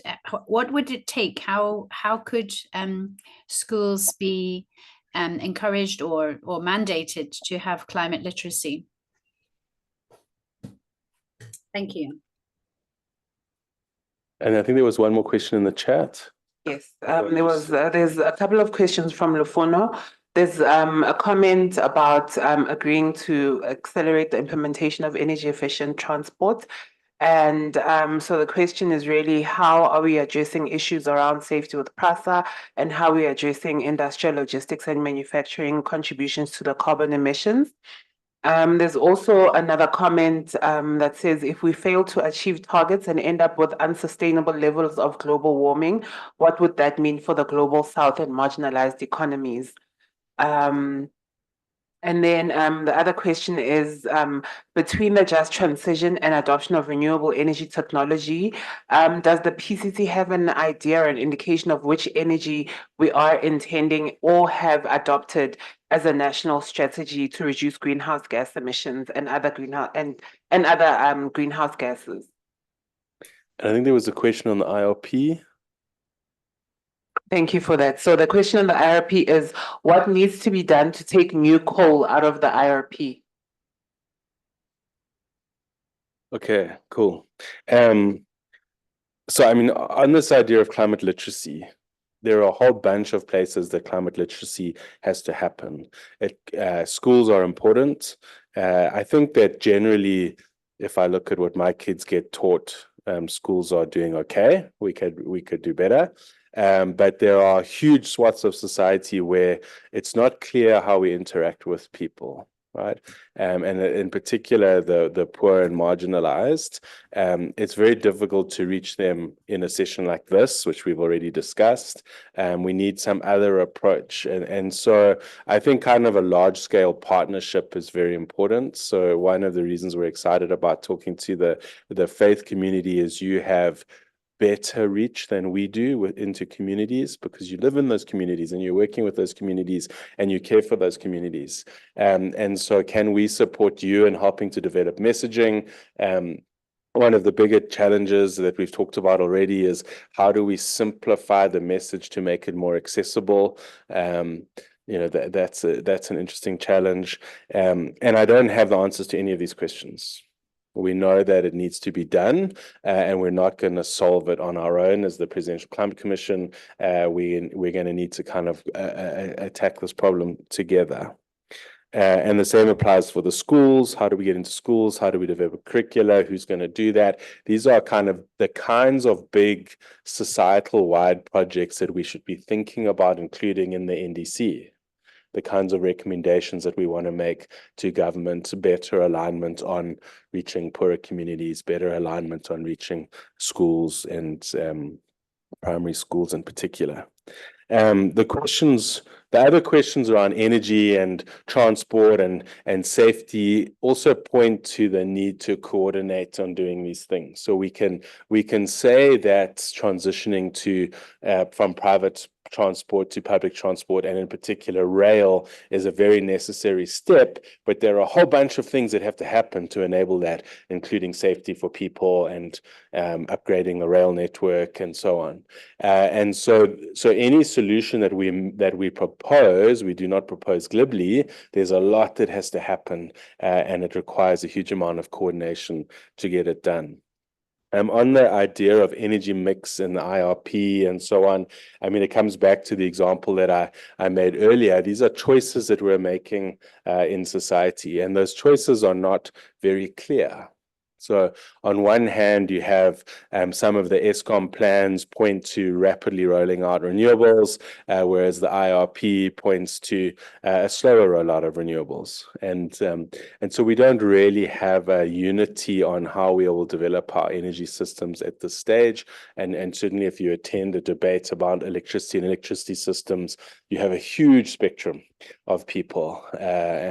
Some people saying we need new coal, some people saying we need clean coal, some people saying the only answer is renewables, some people say you can't have renewables without gas, some people are saying, well, you need nuclear, So the latest debate that we see more often than not is we need nuclear in the system. We might need 12 to 15 gigawatts of nuclear. At the moment, we have about 2. So there's quite a large debate. And so part of the NDC process is an opportunity for us to think about some of those things. Because when we recommend an NDC, that implies a particular economic mix to achieve those emissions, and therefore you have to think very carefully about what those energy sources and sector level actions are. So I don't have an answer for you now, but one of the things that we encourage you to do is to provide us with your views, and certainly in the next session we will focus on some of that, and that's what we will use to drive emissions down. Okay, so jumping into the next set of slides, I want to kind of give you a sense of how we can start to think about that. What is some of the studies saying? And just to point out that South Africa has an excellent research base. So you've heard these IPC sixth assessment reports come up every now and again. These are reports that are compiled by the international community that look at research and science from around the world. And there are a number of very highly respected South African authors that are used in writing those reports. So we have excellent local academic capacity. And a comment that came up in the civil society session that we hosted yesterday is we have to combine that with indigenous and local knowledge to get a sort of complete knowledge set. But I wanted to give you a sense of the kinds of things that you have to think about. So when we're thinking about an NDC, we can't just think about energy and what's happening in energy, as important as that is. And so if we think about the breadth of academic expertise in South Africa, we have people thinking about climate models, including how the climate might damage the economy. We have people thinking about air quality and water, right? And so we've talked about the relationship between coal and air quality, more coal, worse air quality, more premature deaths. Water is a big thing. And then we think about large economic impacts, what's happening to the economy, what's happening to GDP, what's happening to balance of payments. And then you've got sector-specific issues, what's happening in the transport sector, what's happening in heavy industry. And then very importantly, and not as well understood as some of the other areas, is what's happening to people. So the microeconomic components of this modeling, what happens to household income, what's happening to household level skills, what kind of training do we need? These are all very important considerations in the overall perspective. Obviously, what's happening in energy is important. It's 60% to 70% of our emissions. How do we fund all of this? Where do we get the money from? How do we spend it? What does it cost us? Deepak will talk a little bit about that just now. And then more recently, what we've started to do is study very detailed things about electricity. What happens at the grid level? How do we connect all this renewable energy? What does that do for energy stability?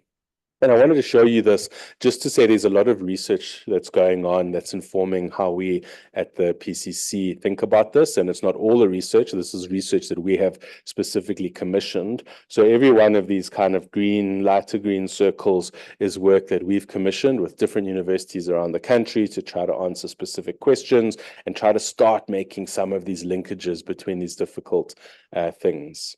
The darker green ones is work done by SA Tide, which is a program of National Treasury, also an excellent program, and they are also doing research, and we sort of support them. We sit on some of their steering groups, and we do some technical work with them.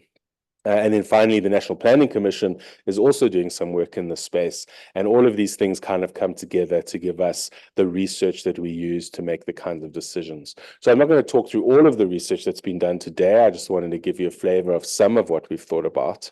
But here's some of the research that's available. It's a wide range of institutions, the UN, private sector institutions. You see the National Business Initiative reports there. There's a World Bank report. There's tips. There's a whole range of people thinking about these things, and we try to read as much as we can. One of the pleas that we have in this process, in this consultation process, is if you think there is important stuff that we should be reading and important studies, we would love you to make us aware of them, and we will kind of add that to our growing pile of things we need to read.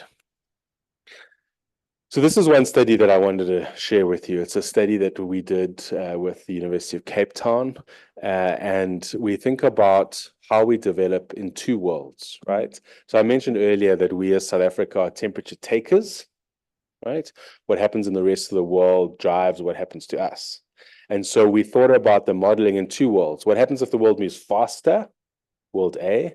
What happens if the world moves slower? In other words, it reduces its carbon slower in world 2. And you can imagine world B being one with higher climate change impacts because we're moving slower, right? You can manage world A better finance environment for renewables.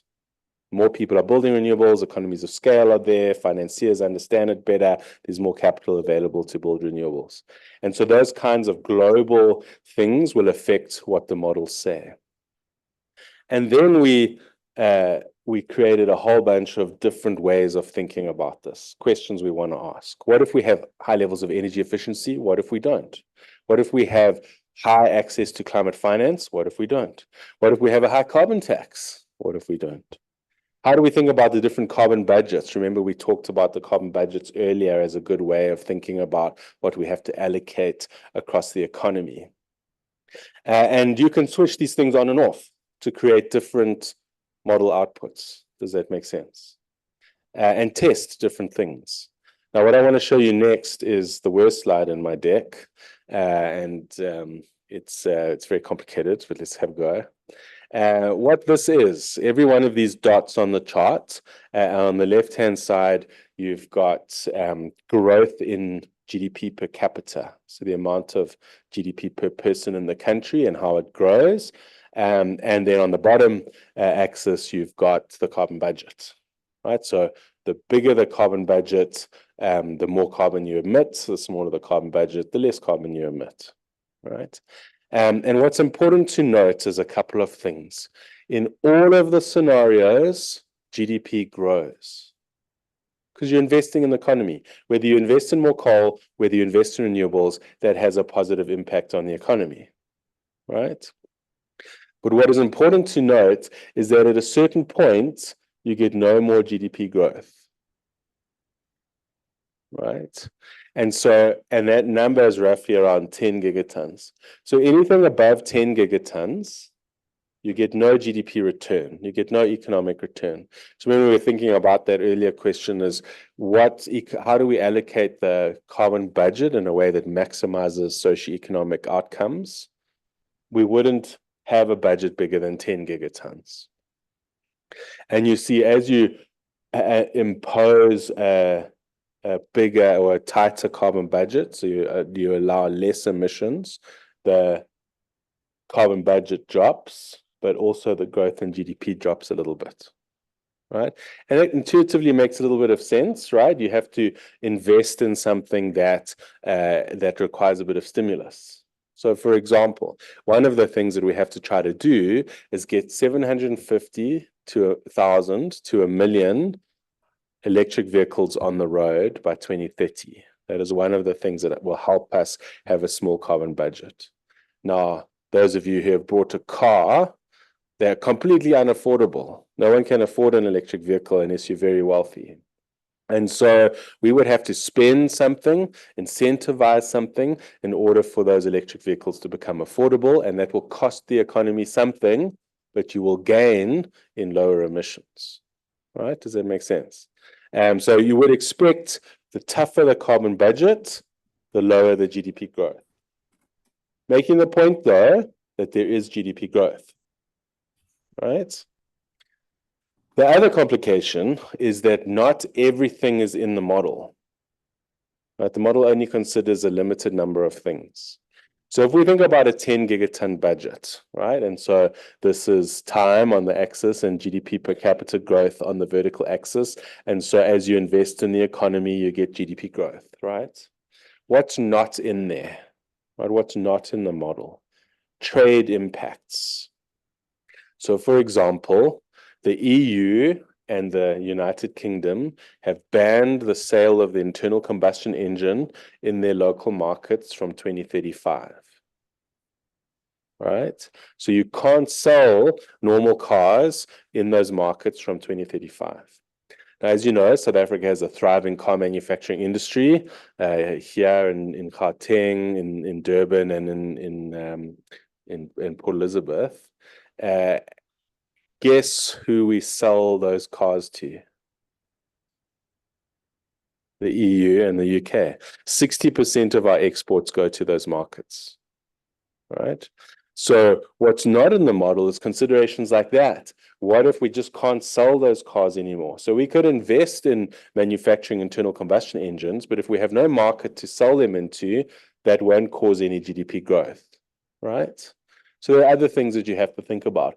And we find these trade impacts are increasingly punishing high emissions things. So iron and steel, cement, chemicals. The other thing it doesn't have in there is climate impacts. And so Mandy put that slide up that shows as the temperature goes up, the economic damage to the country is large, right? And I think by mid-century, we're talking 6-7% even for below 2 degrees, right? Other externalities like air quality, we think about the cost of air quality to people. And this is one of the things that's like most insidious in our conversation. Again, it's poor people that are exposed to these influences that suffer the most. And so when we say, oh, we're going to build more coal because it might, you might think it's cheaper, you're not factoring in the costs to people. And a lot of studies have shown that about 2,500 people per year die prematurely as a result of air quality and air pollution. Right? So it's not a small number, it's big numbers. And so these are very real concerns that are not in this kind of model. And then there's also this idea of increased political pressure. If we set a bad target, we won't attract good finance. We will have trade pressures, but just general political pressure. So all of these things are not in the model. And that suggests that we might be overestimating the GDP per capita growth when we put 10 gigatons into the model. Does that make sense? The other way to think about it is what's happening to the 9 gigaton model? What's not in there? Well, there are new business opportunities. So one of the most important things that we can think about in this just transition and when we're setting NDCs is what are the other things that we need to add to our economy, right? For example, we have critical minerals that allow us to make batteries. Batteries are very important components in renewable energy, but also in electric vehicles, both locally and internationally. So if we developed a batteries mining value chain, we could increase GDP, increase benefits to people, as long as we do it carefully, right? And then the other thing is we get access to better finance, and the JET IP is a good example of that. If you set ambitious goals, it's easier to attract support. And then, of course, there's an upside of trade. If we're able to produce electric vehicles instead of internal combustion engines, then that market of the EU and the UK remains open to us. Does that make sense? So there are very good reasons to think that the 9 gigaton budget is underestimated, right, in terms of growth. And so the evidence would suggest that 10 gigatons is a no-regret action. You would not set a NDC that's bigger than 10 gigatons, but that in fact 9 gigatons could quite possibly be the top end. And then 8 or possibly even 7 gigatons would be the bottom end. So remember, we had that range on the NDC charts. And just some of the results that we've had from studies we did a study, and I stress that these are individual studies that we've done. We need lots to think about all of the studies together. And if you know of studies that you think we should be looking at, we'd love to see them. So, for example, a study we did with Cambridge Econometrics suggested that a 1.5 degree pathway would avoid 5% of GDP impact by 2030. The trade could cost us 6% of GDP by 2030. So already together, that makes up the kind of gap that we're seeing in the UCT study. The air quality work, just taking 3 years, it could cost us $30 billion of lost productivity and opportunity cost in the system. And so these are not small costs. So when we start talking about needing to account for air quality, they're not small costs. They're quite big. And so we think the evidence suggests that we should be considering a 9 gigaton budget, but 10 gigaton budget would be the max top end, and an 8 gigaton budget should be something we should strive towards. Does that make sense? Okay, so we're trying to think about the NDC. How are we going to set it? Where are those points in the chart going to be? Because that's how it's expressed, that those points reflect a carbon budget. We've talked about economically optimal carbon budget. So we approach this from trying to maximize benefits to the people of South Africa, and that kind of gives us a framing. There's another way we can think about this is global equity. What's fair for us to be able to contribute?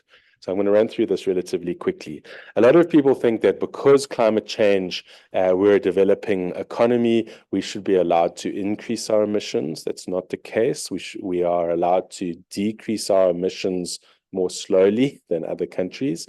And here's some work that the World Bank did to say if middle income countries and poor countries continue to increase their emissions at the pace we are going now, we would be heading for a +2 degree world.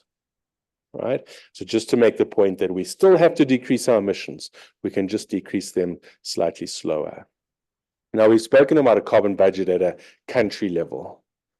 If we think about carbon budgets at a global level, and this is very established science, these are the carbon budgets we would have for everybody, every country on the planet, to a 50% likelihood. Right, so flipping a coin, whether we stay below 1.5 degrees or not, we would have to emit less than 275 gigatons of carbon before between now and 2050. Right, 275 for the whole planet. For 1.7 degrees, 625, and for 2 degrees, 1150. Okay. So let's think about these carbon budgets in that context. So South Africa contributes about 0.5 to 0.6% of global GDP, and we contribute about 0.7 to 0.8% of global population. Right? Now, we should be allowed to grow a bit. So you can decide where you think we should be, and maybe we should be allowed 1% or 2%, but that's kind of where we are today. So for a 1.5 degree world, an 8 gigaton budget for South Africa represents 3% of the remaining global budget for the world. So that's significantly higher than our current economic contribution. That makes sense. For 1.7 degrees, it would represent 1.3% of the global budget, and for 2 degrees, about 0.7%. So from that kind of equity framing, if we were to match our economic contribution, 9 gigaton budget or an 8 gigaton budget would be closer to a 2 degree world. We should be allowed to grow a little bit, so we're somewhere maybe between 1.7 and 2 degrees. Does that make sense? Just as a way to think about it. Here's another view. This is from the Climate Change Tracker. For a 50% chance, right? A 50% chance of staying below 1.5 degrees, the remaining carbon budget would be 200 gigatons. Now, the scary thing is we burn as a world, we emit 40 gigatons of carbon dioxide every year. So we're burning through this really, really quickly, which is why we've got to do things immediately and quickly.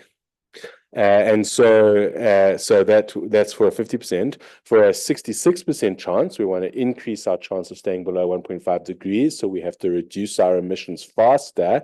Then the budget is 150 gigatons. So a 9 or a 10 gigaton budget is a huge proportion of that, right? So these are the kinds of things. If we want to take staying below 1.5 degrees seriously, we have to be very serious about our cuts, and we have to mean it. And so the downside of these voluntary pledges is, well, if you don't mean it and everybody doesn't mean it, well, then we're not going to get to our target. All right.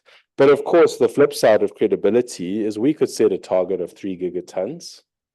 Could we achieve it? Absolutely no way. right? Unless we tank the economy and just let everybody drift into poverty. And so there's also a realistic bottom end, and that's kind of the debate. What is realistic for us to do? And the economics and the research is saying that somewhere around 9 gigatons is something that we could achieve, and we could possibly even achieve 8, maybe 7 gigatons. That's kind of our range. Getting lower than that, it's hard to imagine. It's not impossible. Does it make sense? So this is the framing for how we think about it. Just to make a quick point that South Africa is actually in the top 20 emitters in the world. So we think ourselves as this kind of special case developing country, but actually we emit quite a lot of emissions relative to, say, Senegal, whose emissions are under 100 megatons, so less than Eskom, half of Eskom on their own, right? So Senegal should definitely have the kind of space to develop. We're in this kind of weird space that actually our emissions are aligned with a lot of developed countries, but our poverty, inequality, and unemployment are the worst in the world. So how do you weigh those things up? And it's a very difficult debate. I don't pretend to have the answers. But I also wanted to say that everybody is in this boat. So this is the emissions reductions we would have to achieve according to the Global Carbon Project to stay below 1.5 degrees. Everybody is on this very steep curve of having to reduce very early and quickly. So we're not alone in this. But a common question I get asked is, well, how's the rest of the world doing? And surely we shouldn't have to reduce faster than the rest of the world, right? And so this is work done by the Climate Action Tracker, who sort of track and rank NDCs or rate NDCs, and they rate South Africa's NDC as insufficient. Now here they think about the top end of our NDC. The bottom end of our NDC is actually quite close to 1.5 degree compliance. So if we could get down to that bottom end, we would be rated as sufficient, right? But they assume that we won't, and the evidence suggests that so far we're heading for the top end, and so they've rated us as insufficient. This is how they've ranked countries around the world. Most people are insufficient or worse. And that aligns quite nicely with the global stock take stuff. The global stock take is saying if we implement the commitments that we've made, we will be somewhere between 2 and 3 degrees. And we see that because the commitments are not adding up to 1.5 compliance. So this is an additional complication. How far should we reduce, even if our colleagues in the United States and Europe are not reducing fast enough? Right. And that's why it's important to go back to the data. And the data is saying to us, well, we can go at 9 degrees and have economically optimal outcomes at 9 degrees, 9 gigatons, right? Which I think is probably aligned more closely to 1.7 degrees than 1.5. And therefore, we would have to accept the climate impacts of going to a hotter world. Right? These are the trade-offs. They're all over the place, and we have to kind of balance them all at the same time, and it's quite a difficult job. You can get these rankings from countries around the world. If you go to their website, here's just an example, but you can get countries, all those countries that were in the previous map. I'm going to skip some of this. So I'm going to pause there for questions. Does that kind of make sense? So in summary, we basically said we have to think about this NDC, the higher the NDC, in other words, the least ambitious the NDC, the more climate impacts we face. Climate impacts disproportionately impact the poor who have no means to respond. How would we think about setting that? Well, we can think about it by thinking about carbon budgets and what a fair share carbon budget might be for us. And internationally, if we think about that equity framing, the carbon budget of 9 gigatons would probably take us to about 1.7 degrees. An 8 or a 7 gigaton budget would take us closer to the 1.5 degree goal. And economically, there's no gain for any budget above 10 gigatons. 9 gigatons is probably better. 8 gigatons might be even better, but we don't necessarily have the research and the science to show that. But at least directionally, that is an interesting thing to think about. in order for us to implement that NDC, that carbon budget, we would have to think about which sectors are going to decarbonize at which rate. And some sectors are cheaper and easier to decarbonize, like power. Some sectors require a lot of behavioral change and are logistically more complicated, like cement and buildings or agriculture. And so how we time these and phase these is the very essence of a mitigation NDC. So I'm going to pause there after that summary and see if there are any questions. We've got one question here. So go ahead. If you can use your microphone, please, so that people online can hear you. Thank you. At the last slide, the one with the world, with all. This one. Yeah. Yeah. It looks like there is no country that is sufficient to learn from. So, yeah, it shows that we still have a long way to go. We don't probably have some indications as to which country will be sufficient by when. Probably. We don't have that indication at this stage. Thank you. Thanks. Well, this is what the climate change negotiations every year is all about. It's trying to work out the justice and the capability of reducing our emissions fast enough. And so we know some countries are sort of more ahead than others, and on particular issues, we're more ahead than others. So, for example, the one slide that I skipped was this one. So people often hear and see on social media that the West has gone back to coal. Right? It's not really true if you look at the evidence. These are the reductions in coal across the developed world over the last 8 years. Right, and you can see quite big reductions in coal. The UK turned off their last coal plant a couple of weeks ago, so they have no more coal in the economy. Still have quite a lot of gas, so it's not like they don't have any fossil fuels, but they don't have any coal. And you can see the levels of coal at the end of the current period are quite low. So there are countries that are making good steps. It's not that people are doing nothing. And you can see that in the global stock take that said we would be a degree hotter if we hadn't have done these things, right? So we're currently already over 1 degree of warming. If we hadn't implemented the measures that we have globally, we'd be over 2 degrees of warming already, right?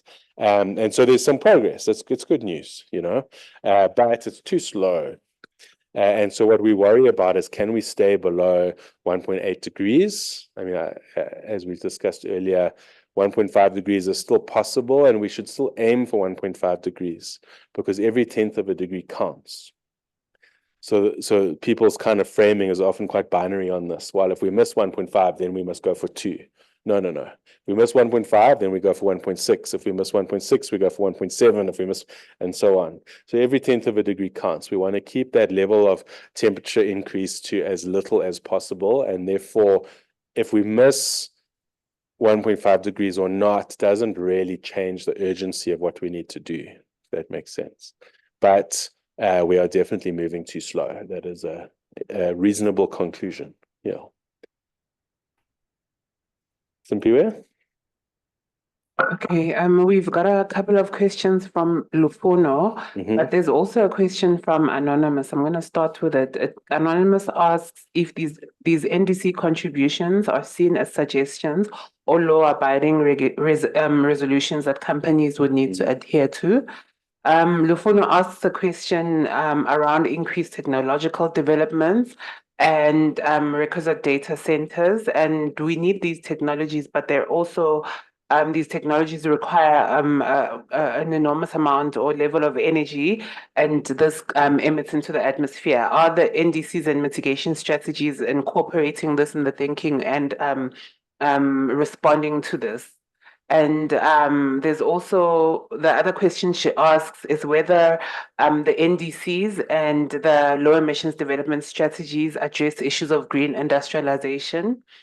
And there's also a question around the fact that considering the fact that we are the most affected from Southern Africa and are not supposed to be actively advocating for the rest of the world to contribute, are we not supposed to be advocating for the rest of the world to contribute positively to a sustainable environment? And the last one is it possible for South Africa to move from insufficient, this is, I think it's one of the last slides that you presented, is it possible for South Africa to move from insufficient to being compatible with the 1.5 degree trajectory as reflected in the global stocktake slide on the presentation? Actually not. Sure, all excellent questions. Starting with the NDC as kind of binding constraints, they are not. So the NDCs are voluntary commitments. Remember, we talked at the beginning about this voluntary bottom-up regime. The NDCs are voluntary commitments that we make, but we also make a commitment to implement local law to support meeting the NDCs. And we've done that through the Climate Act. And the Climate Act requires us or establishes sectoral emissions targets. And those sectoral emission targets are basically this carbon budget allocation question we've been talking about. So the sectoral emissions targets basically say, well, energy can emit this much and agriculture can emit this much and transport can emit this much, right? So although the NDC is not binding, what is binding is our local domestic efforts to meet those NDCs. And currently, if we met those sectoral emissions targets, we'd be at the top end of the NDC. And then there's a second part of the sectoral emission targets that they call qualitative targets. If we met those, we'd be at the bottom end. So overall NDC is not binding, but the domestic policy is binding. The key is to make sure that the domestic policy and the international targets align. On the data centers and tech side, so that's an important consideration.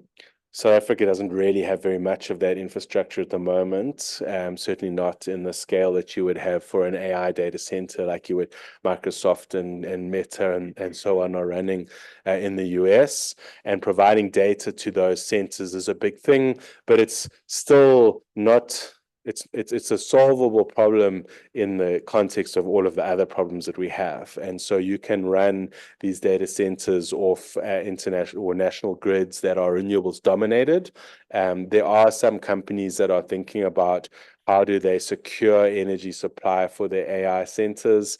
So, for example, Microsoft have just signed a deal for what they call small modular reactors. So they're a small scale nuclear. And so they believe that it is worth their while to invest in their own nuclear power plant so that they have uninterrupted supply to their data centers. Now, nuclear has lots of challenges with it, but one of the big advantages of it is near zero CO2. So that is a low carbon solution to run these kind of data centers. So although data centers is an important thing to think about, and how you power data centers with uninterrupted supply is important, it is, my personal feeling is it's not something that's going to slow us down or stop the transition to net zero. But it is something important to think about, particularly in South Africa, where we have no supply or constrained supply, let's say. And so if we wanted to expand into data centers in South Africa as a means of economic transition, we would need more power. And so there's a relationship there. Green industrialization is really important, and I think this idea that the low emissions development strategy, which is the parallel document to the NDC, Simpiwe talked about this earlier, we submit the NDC, which is the target. The low emissions development strategy is how will we get there? And so that's also a very important document that the DFFE are working on and that we will hopefully be able to consult on in the coming year or two. And one of the big debates there is green industrialization. How do we build into that low emissions development strategy new opportunities to make new things using green power? And so things like vanadium and manufacturing batteries and components for solar plants and components for wind plants, all of those things would form new economic diversification opportunities. So that's a very important point. Should we be advocating for the rest of the world? Absolutely. And part of that is being credible in that advocacy. So when we've talked about international pressure and international credibility, if we went to COP with a weak NDC, right, and then said to other countries, no, you must be strong, we would be less credible. And so part of that international credibility allows us to be that advocate for action. And we should be advocating for action very hard, and we do. So to the credit to the DFFE team led by Maisela Kakana, who are at COP now, they are doing exactly that. They are arguing for much more ambition from other countries because that's what determines the level of climate change we will face. Can we move from insufficient to sufficient? That's an interesting question. Probably not, because we have this approach of having a range. So the bottom end of our range, we could get to a level of sufficient, but the top end of the range would be very difficult to get to sufficient. The only way that we would get rated sufficient by Climate Action Tracker is if we didn't have a range, we just had 1 point and it was sufficient. They will always take the top end. I think what we need to be trying to do is have a bottom end that is sufficient and a top end that is locally credible. And that would mean that our rating would be insufficient, but that's kind of the challenge. Yeah, more questions online? Okay. It's, Blessing, are you managing time here? Because 3 minutes. Okay, I'll have to answer faster. All right. Reverend Rachel Mash had her hand up, but before she comes in, we've got a comment from Bernadette, where she had posed a question around electric vehicles and whether or not we should be encouraging the use of public or electric buses and increase public transport instead. And basically the comment is that we should be mobilizing our majority and motivating the wealthy to change their behavior and use public transport. That's important. And Reverend Rachel Mesh has posed her questions here. Why do we seem to be focusing on individual electric cars rather than having a vision of a better world with safe, regular, clean public transport that leads to much less an equal society where all can reach jobs and recreation? And the last one is from Mpo. What is it that can be done to fast track the just transition from fossil fuels, moving away from coal specifically, to renewables with implementation that considers natural energy of solar, wind energy for the benefit of the vulnerable groups? Yeah. Sure. Completely agree with the comments on EVs. The electrification of the fleet should be the action of last resort, right? The things we want to do most is get people walking or using non-motorized transport like bicycles. Second phase would be getting people to use public transport, ideally then electrifying that public transport, but even just moving people to normal fossil fuel driven public transport is beneficial to the emission profile. And then only then do we start thinking about electrifying the private sector fleet. I guess the challenge in thinking about that is how we think about risk. And so in my personal view, the behavioral changes are the hardest things to change. Getting people to give up meat is going to be hard. Getting people to use public transport when they're used to their fancy cars and their radios and their heated seats, and some cars have got massage seats. I'm not sure what that's like, but apparently it exists. Getting them to give that up is going to be very hard to do. And so there is no regret in electrifying the fleet in parallel to doing those other things, right? Is the kind of logic. But I agree entirely that your first order is to move people away from that kind of thing. And one of the things you have to do to enable that is to densify cities and create mixed use, mixed income settlements. So people who are poor and people who are rich are living in the same spaces. You're not expecting poor people to travel huge distances to get to the rich areas where there might be work. And that is also a huge behavioral change and a huge spatial planning change. So the city of Joburg have this wonderful plan called Corridors of Freedom, where they think about the main transport routes and want to start densifying those routes. And so you start creating opportunities for these kinds of mixed income settlements. So again, hard to contemplate, necessary things that need to happen, but it doesn't hurt for us to electrify the rest of the fleet as we go, particularly because of its impact on trade and employment. So quite a lot of people are employed in the automotive sector. And then to Mpho's question, I mean, this is I wish I had a good answer. I don't. We have to find ways to accelerate the rollout of renewable energy, and there's a lot of work being done on that.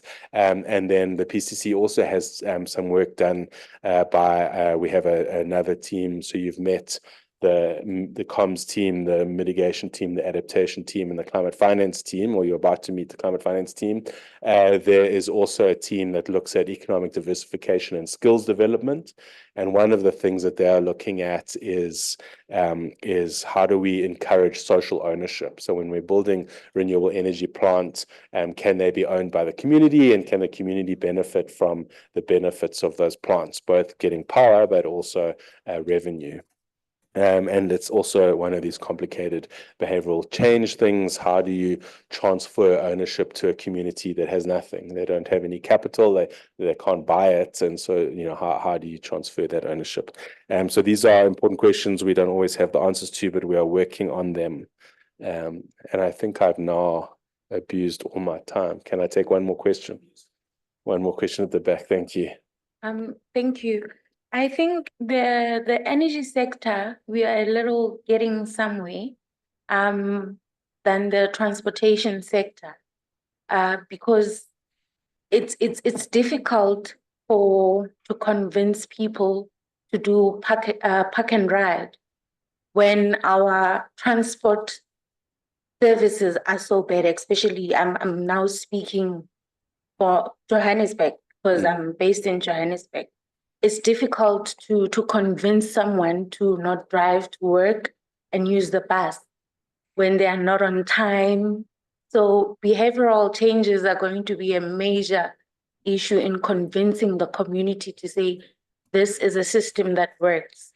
Because I think the trains stopped working for a very long time, and now they are working. It's difficult to now ask people to move to that part of transportation. So I think the transportation sector does play a major, major role, but at the same time, it's going to be a very difficult task to convince the people to use public transport. Yeah, no, I agree. So maybe just to encourage you, Simpiwe leads a group of multi-stakeholders thinking about transport and transport incentives. So in that group, we have the Department of Transport, Department of Trade and Industry, National Treasury, Department of Forestry, Fisheries and Environment, several banks, several motor manufacturing companies, trying to get this conversation going. How are we going to solve these problems? I'm not saying we've solved it, but we're starting to have the conversations. And then we also are working with the Department of Transport to support their efforts in updating the green transport strategy and the just transition strategy for the sector. So there is activity there. It's good stuff, but again, we need to move fast if we're going to avoid the worst of climate change. Thank you, everybody. I'm going to hand back to Blessing. Thank you very much, Steve. I mean, that was quite a very enriching 2 hours since we started with both you and Mandy. We are now on a roller coaster towards the end of the program between now and 13:30, where we would allow for both the presentation on climate finance and innovation, or what you call the package of the means of implementation, which will be led by Mr. Deepen, who is the executive responsible for climate finance and innovation. Are you going to use your phone, Deepak? Oh, okay. All right. No, thanks. Thank you, Blessing, and colleagues from the faith community, both in the room and online. It's a pleasure to talk to you about this issue of means of implementation, often confused with just the money question.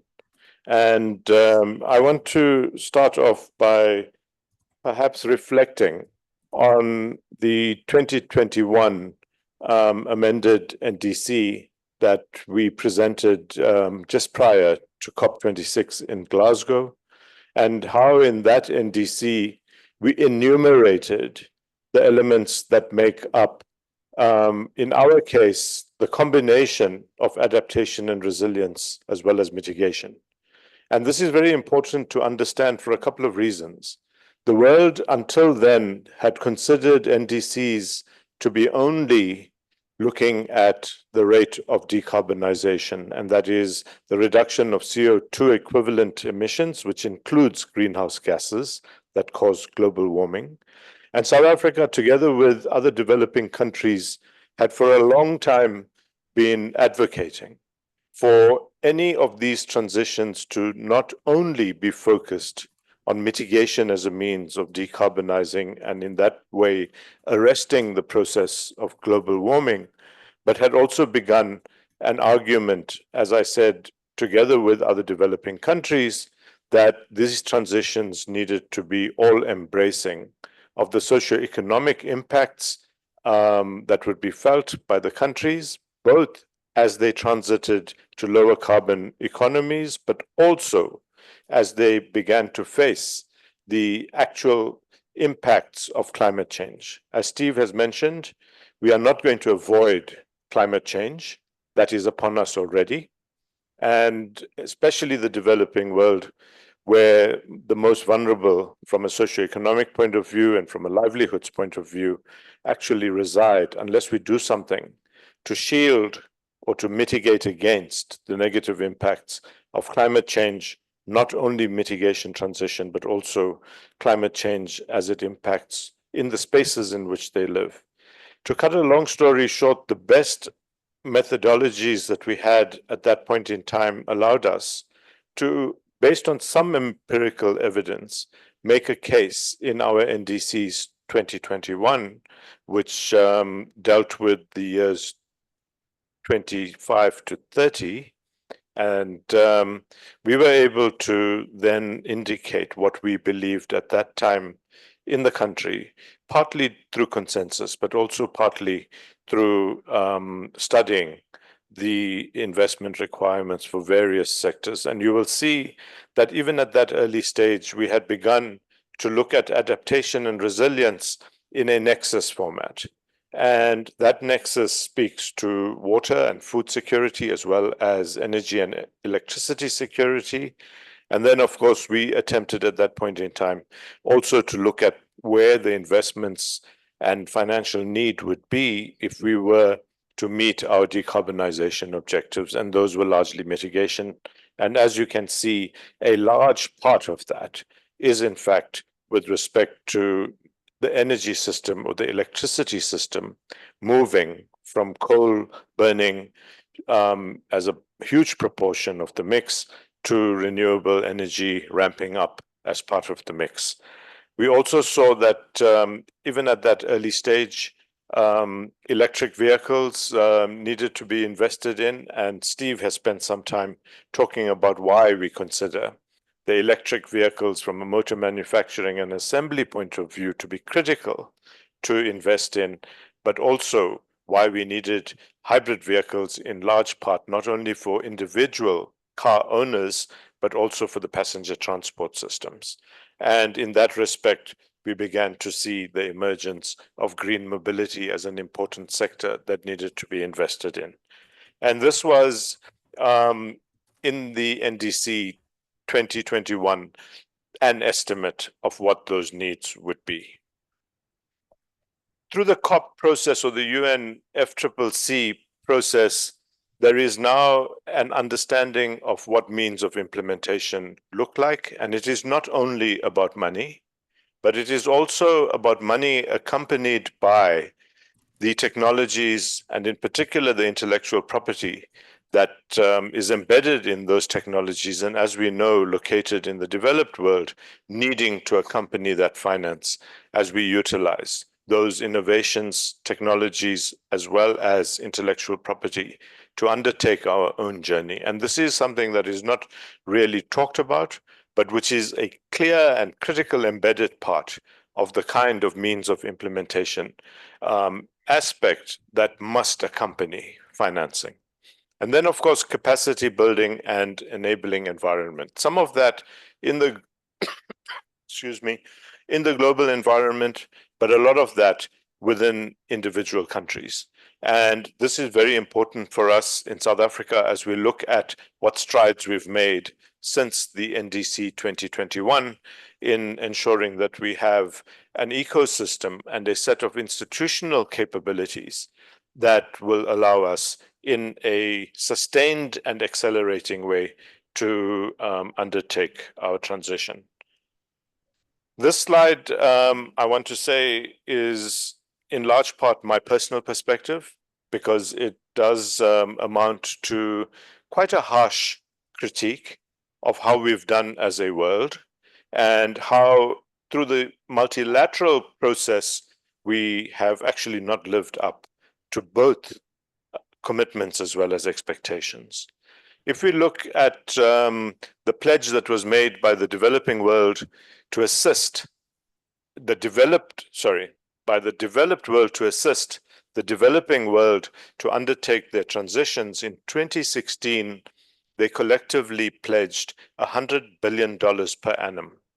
That was dismally short until last year, when they, on a quantified basis, showed that they had only reached 100 billion per year, almost 7 years later than they made the pledge. Secondly, the issues around IP and technology transfer, rather than, I'm not saying gifting, but making them on a competitive and easy basis available to developing countries, they continued leaving it to market mechanisms for the flow of that capability, capacity, technology, and innovation. With respect to loss and damage, we know that it was only last year that the principle of loss and damage was agreed to at the COP in UAE, and then was funded, again, in my opinion, with an inadequate amount of foundational resources. We also know that across the globe, the issue of collaboration and partnerships, unfortunately, went through a haphazard process, and we saw, as a result of some of the energy crises emanating, for example, from the Ukraine-Russia conflict, even the developed countries moving back temporarily, as Steve pointed out, to utilizing fossil fuels for their energy mix. In summary, the way I see this, there is now a consensus, not yet within the multilateral system formally, but certainly amongst the key players in the global system, that the international financial architecture is not fit for purpose with respect to the scale and speed with which we need finances to flow. We have seen a couple of initiatives, for example, the Prime Minister of Barbados making proposals around a Bridgetown initiative, which seeks to innovatively use a part of what is called the virtual balance sheet capacity of the World Bank and the IMF to assist developing countries. And these are SDR credits. We also saw President Macron convening a new finance pact summit in Paris, which came to a similar conclusion, that the world needs to do something about the efficacy and fitness for purpose of the global financial architecture if we are to achieve the kind of ambitions we've set ourselves as a world to the year 2050. The Finance in Commons is an association of more than 400 multilateral as well as donor country development finance institutions. They include developing country development financial institutions like the DBSA, and they also have come to the conclusion that something quite serious needs to be done, not only with respect to the architecture, but also with respect to the financial instruments that can be utilized to scale up, accelerate on a sustainable basis the kinds of flows that are required for transition. My own view as well is that it is our 2021 ambitious NDCs in a range of 420 to 350, which Steve has talked about, together with the failure by the developed world to live up to its commitments that then led on the sidelines, and this is so important to underscore, on the sidelines of the multilateral process at COP26, a bilateral arrangement between what is called the IPG, the International Partners Group, which is the United States, the United Kingdom, Germany, France, and the EU, as well as supported for a hefty tranche of that pledge by the climate investment funds of 8.5 billion. But let us understand that that was a bilateral political agreement between South Africa and these countries, and it was not the norm that pertained at that time in the multilateral system. Since then, similar JETPs have been pronounced for Indonesia, Vietnam, under development in Senegal.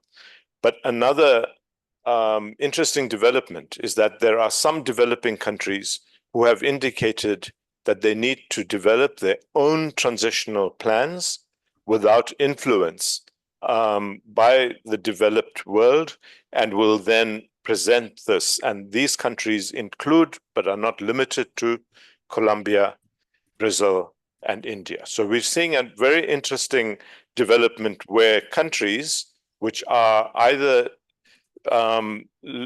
less developed and relatively poor, as well as middle income, high emitting developing countries, are beginning to look at what the implications are for their local or the domestic political economies to begin a set of transitional plans for themselves. Our own JET investment plan, now our JET implementation plan, underscores the need that we have, at least to 2030, if we are to achieve a combination of just energy transition as well as a decarbonization objective. And that investment plan indicated that to the year 2030, our need for financing amounts to 1.5, depending on where the exchange rate is, 1.6 trillion rand, whereas the pledge that came in the form of the $8.5 billion pledge was barely 130 to 132 billion rand, which means that there is a massive gap of 90 or so billion rand that is required and not yet committed if we are to meet our just energy transition investment plan requirements. I thought I would sketch that overarching context, as well as then indicate that in South Africa, we have internalized and we have put a just transition approach to our transition as an embedded part of our journey to decarbonize while addressing the socioeconomic issues and industrial and export competitiveness issues in our country. And we know that South Africa now has a cabinet-approved and quite widely stakeholder-approved just transition framework, and that must be at the center of everything we do. COP26 in Glasgow and the genesis through which we got our JETP, which has now resulted in our Just Energy Transition Investment Plan, which we own, by the way, as South Africa, having approved it. We need to find the mechanisms through which we can fund that. And finally, in order to ensure that adaptation, resilience, and in particular the short-term impacts of climate events in the country are also taken into account, President Ramaphosa announced in his SONA this year that he would like to see the framework as well as implementation of a climate change response fund. I'm going to, at this point, having covered an overarching perspective on means of implementation as well as the financial needs, hand over to Kwezi, who will talk about the basics of climate finance within the current context that the financial system operates within. And following Kwezi will be Christelle, who will talk about some other further issues in climate finance. Yes. Thank you, Deepak, and good afternoon, everyone. My name is Kwezi Kazi. and I am responsible for climate finance and innovation at the PCC. Just need to settle myself.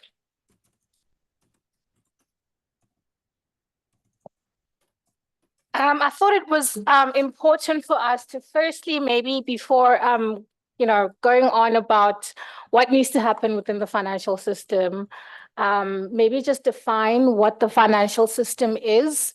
And according to this definition, we have said that the financial system is a set of institutions that permit the exchange of capital and the management of money.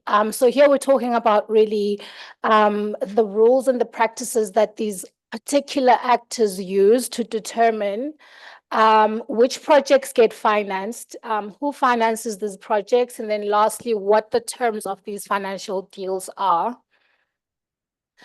So we borrowed a graphic that was done by the NBI in 2015, which basically really sets out this notion of, how we can actually stimulate this financial system, especially in our context, to basically leverage from different partners how the finance flows would go, given the different sort of like levers that can be pulled. And here we have three sort of like different categories. We speak to government, where we have our national government, our donor government, for example, through the donor countries such as those contained in the JP that Deepak spoke about. But we also do have local governments as well as authorities. And looking at those sort of like the levers that they can pull through, policy stability, as well as transparent systems, financeable programs or project pipelines, as well as risk guarantees, and looking at how then this can then, indicate through the financial capital markets, such as your international public finance, your national public finance, as well as your private finance. And then also looking at the relationship between those international finance markets with your project developers. How do you balance the risk and return between those two players to ensure that there is an effective enabling environment, and that we are actually looking at sort of like a systemic intervention using these three categories of players?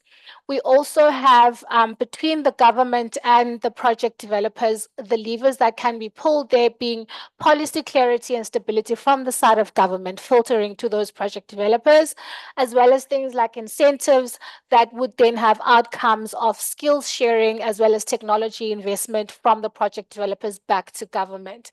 So really looking at cultivating some sort of systemic change, some sort of de-risking instruments, as well as creating that enabling environment to ensure that everyone that needs to sort of like band together for the means of implementation understand what they're inputting and what they're getting out.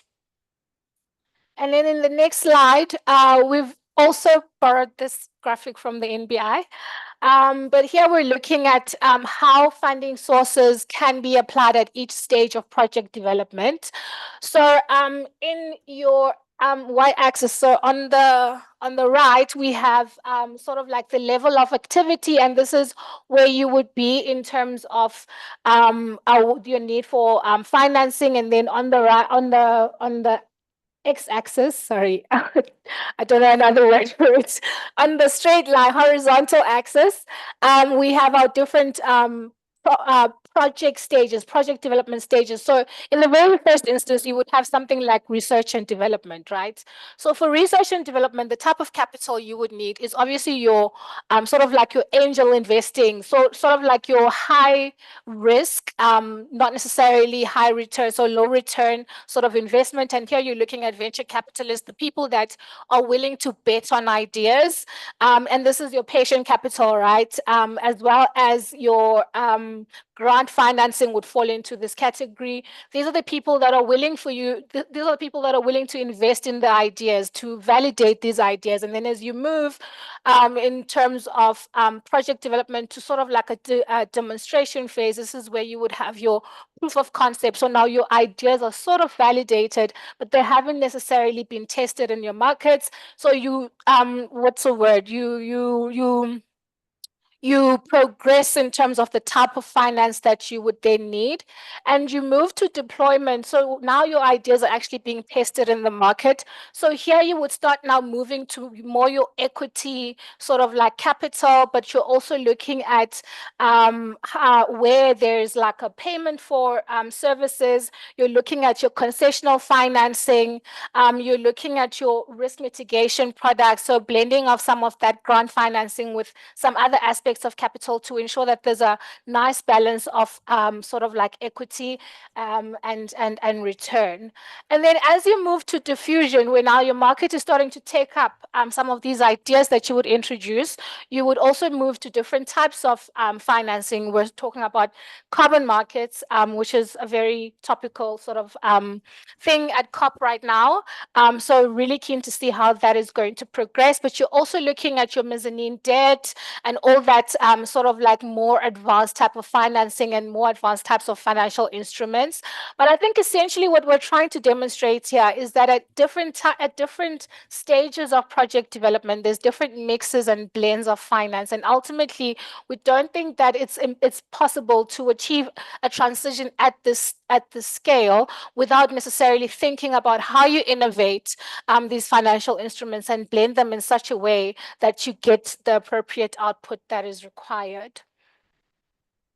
And then this last slide speaks to, I think these are models that were done by different bodies, taking into account the different carbon budgets. So you will have here most of these models speaking to about a 9 and a 10 gigaton carbon budget, but you also have a 2.5 where we're looking at what the funding requirement will be at different stages if we were to pursue these carbon budgets. And we have, I think, in periods between 2030 and then we also have a period in 2050, what those requirements would be. And I think for the most part, in 2030, a lot of the models are sort of like preempting around on average 1.5 trillion, but then it varies quite a bit for 2050 between what's been done with the NBI, UCT, the JET-IP, as well as the World Bank CCDR. And I think as my colleagues were chatting earlier, we spoke about how the World Bank was the only one of these models that actually took into account adaptation and resilience, which has given, I guess, rise to the need for South Africa to have its own adaptation and resilience investment plan, similarly to what we've done for the JET-IP. But I'm going to hand over to my colleague, Christelle, who is going to take us through the next slides. Thank you.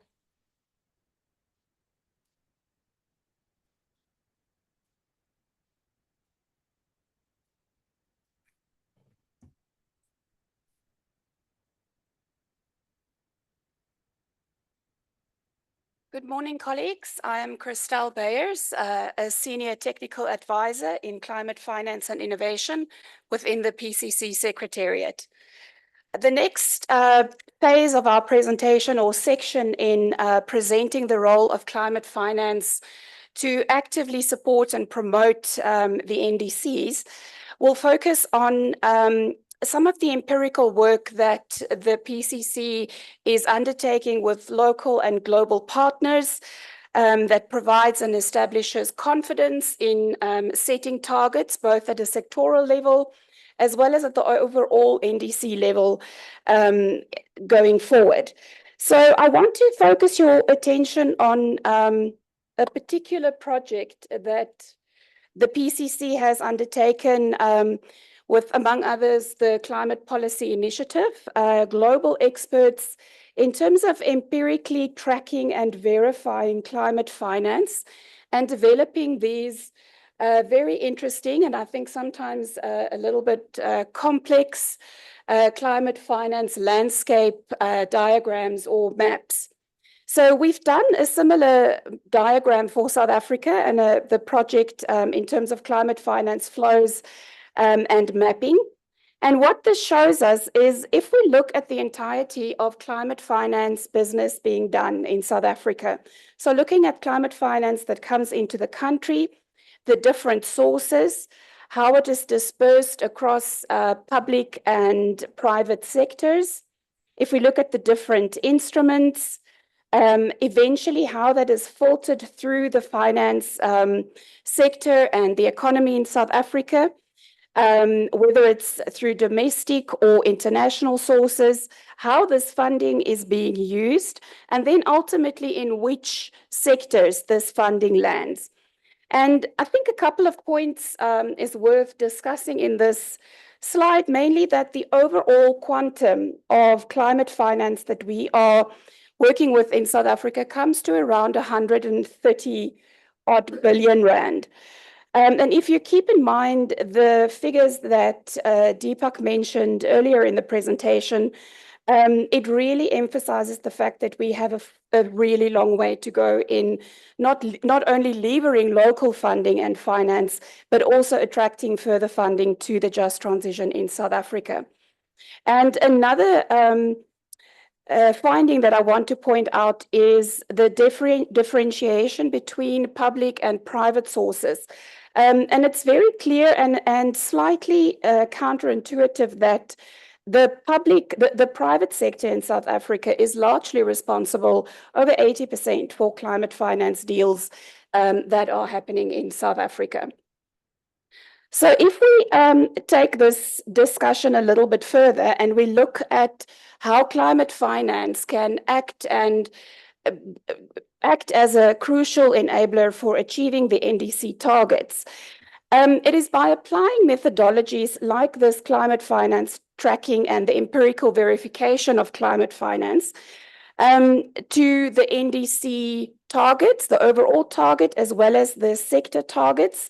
And it provides clarity and it provides certainty around how these targets are being set and how they are being established. And it gives us an indication of what needs to be done tangibly to reach these targets. In addition, as we pursue as a country and as the Secretariat, the just transition in South Africa, we're looking at developing green industrial pathways.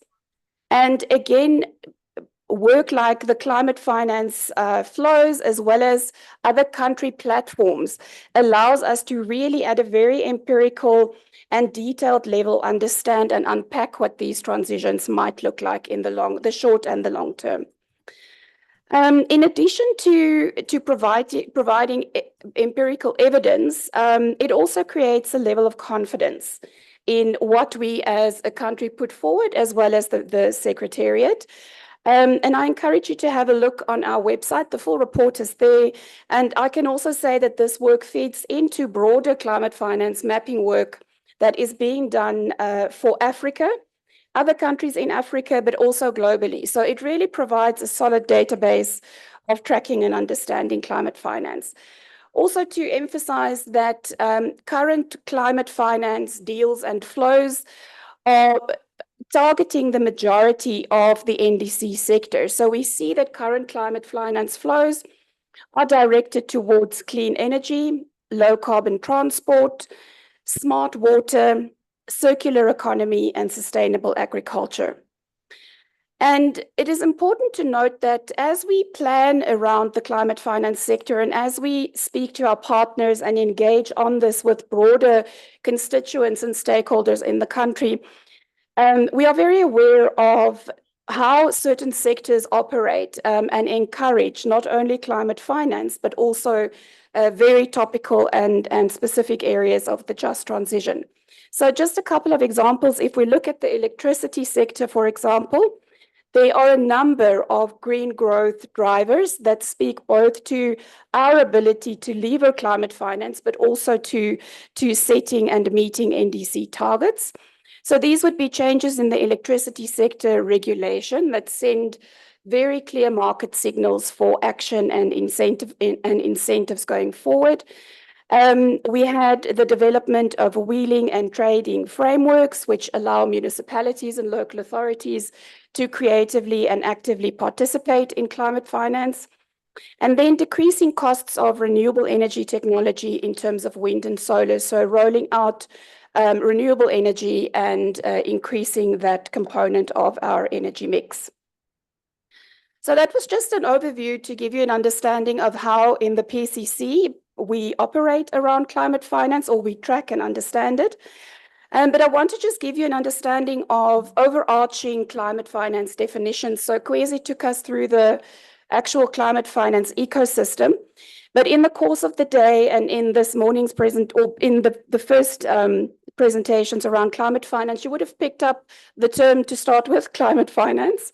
You would have heard mitigation finance, adaptation finance, and in some instances, dual finance or blended finance. So just to unpack these for you, climate finance... Sorry, Christelle, we are on 1321. The program says we'll end at 13:30, so you can use that information wisely. I will do that. Thank you. Thanks. Thank you, Blessing. So I'm on a time budget as well. Okay, so what we will do is we will circulate the definitional aspects of climate finance after the meeting. But what I wanted to show with this slide is that climate finance speaks to the overall just transition and promoting the just transition in South Africa. And this is broad-based action on climate change. Mitigation finance speaks specifically to the reduction and stabilization of greenhouse gases. So that ensures that in the long term, we meet the NDC goal, or we stay within the 2-degree world. I think there's general consensus that mitigation finance could have been further along the path in South Africa at this stage, because we've been dabbling in this for a couple of years. Whereas on adaptation finance, that specifically refers to economic activities and finance activities that reduce both the risk of adverse climate impacts, as well as ensuring that these impacts do not increase the risk for other people, nature, and different assets. And here it is important to understand that adaptation finance works on different horizons. We work with a different business case. It's often very difficult to create that quantitative baseline and business case for adaptation projects. So this is taking time, and the Secretariat, in terms of what Mandy presented, are really working very hard with our partners and constituents on unpacking this. So just to, I think, emphasize in this slide, I'm not going to talk to all of it, climate finance really speaks to how we integrate the mitigation and adaptation components, and then also the finance modalities and elements that we are currently using in South Africa to reorganize and reorientate that to meet the needs of the just transition. So focusing really on our transition to low carbon and a climate resilient economy. And like I said, it integrates both mitigation and adaptation. So just reflecting back on a point that Kwesi made, and that is the issue around innovation. And I think there's a lot to be said in terms of innovative financing, in that these are I would say, the clever and new use of financial instruments or structures that are specifically tailored to support investments in high-risk areas associated with climate change, or areas where there are currently limited financial access.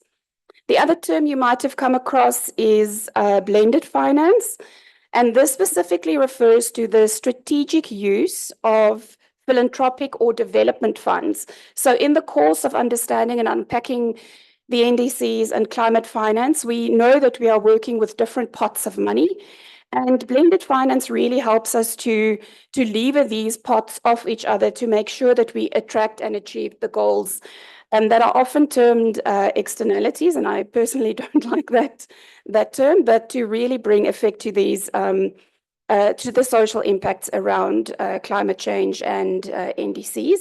And I think very important, just a last focus on grants. And these would be deployed where the financial risk is really too high in terms of commercial finance, and or where the social need is so high that we would have to intervene beyond the scope of normal commercial finance. So Blessing, I'm wrapping up here. I think I am going to skip most of the slides, just one slide that I would like to talk to. And that is the growth drivers that I spoke to earlier, that we are picking up on in informing the climate finance work and the repositioning the climate finance ecosystem. Really is playing out currently. So the analysis that we've done indicated that in the transport sector, the plastics industry, as well as in the agricultural sectors, we are seeing great traction in not only on the supply side, so the projects, but also on climate finance that are integrating to achieve goals in these different sectors. And I'm going to leave the slide up. You can have a look at exactly what those are. Yeah, I think I'm going to end here. Thank you very much. Thanks, Crystal, and the climate finance team. I was rushing you because I know that me and Deepak have got a tight, but I'm not closing. I also wanted to give space for another 10 minutes so that we don't just close at the end and quickly rush out. So I was rushing you so that we could give you more 10 minutes to add, to amplify, but to just respond to any other question that might come from the floor. Do you have questions? Otherwise, I'm going to then ask Deepak to add a little, then open up to this team. And you can also ask, where is the spreadsheet for the money pledged 3 years ago? Yeah, we've got a couple of questions online. It's been buzzing with comments from Lufono, Reverend Rachel Mash, and Morena Pule. So what I am going to do, because it's quite a number of questions, I'm going to ask them to come in and actually pose some of the questions live. Does that work for you, Lufono and Reverend Rachel Mash? The floor is yours. Thanks, Coach.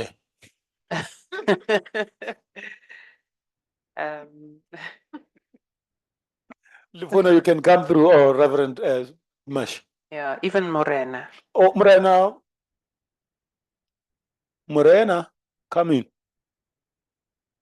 I'm just allowing them to talk, so yeah, unmute them. The last time they were muted. I've unmuted. They said unmic them. I think they meant unmute them. Morena, do you want to come through first? Okay.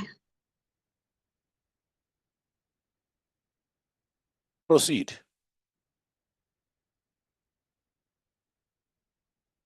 We can start with Lufono. Okay, Lufono. Changilange, proceed. Thank you so much, Chair. I will start with the one that I didn't write on the chat. Environmental, the right to environment, it is provided for in our Constitution.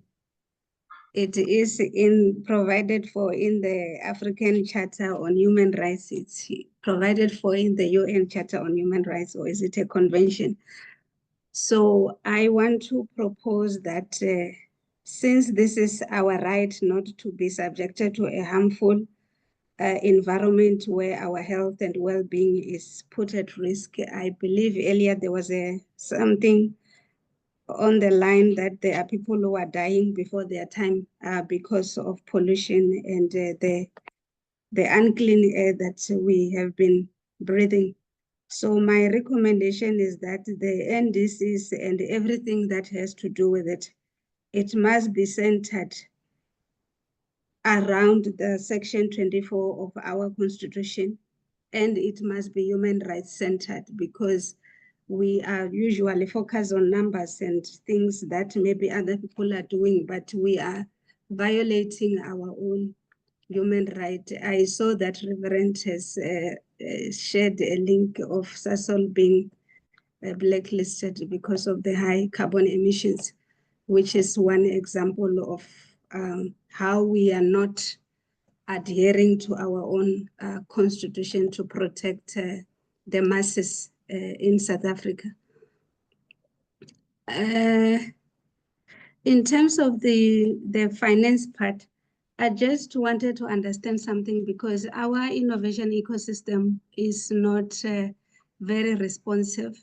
The discussion we've had a lot with the Department of Science and Technology and DCDT, but it is not responsive. So how is the PCC going to assist us in terms of facilitation when it relates to the initiation of the innovation, which is usually research and just putting together your idea in terms of how you want it to be packaged from a development perspective before you can do software development. There is a lot of work that goes behind innovating any product or solution. And that's where most money goes to, but our innovation ecosystem does not cover that. All the funding instruments that I know, they can only fund you from prototype or MVP stage. So how will this be different with the climate change innovation? Because the current innovation, whether it's the law or they've put CEDA or whoever else, they are just unresponsive to grassroots and local innovation. And there was a point on the interlinkage between mitigation and adaptation being made. So I just wanted to understand how are these being provided for in the NDC and the related strategies. The last year, okay, time. Okay, the rest is there, Chair. So I will just end at this point. Thank you. Thanks, Leful.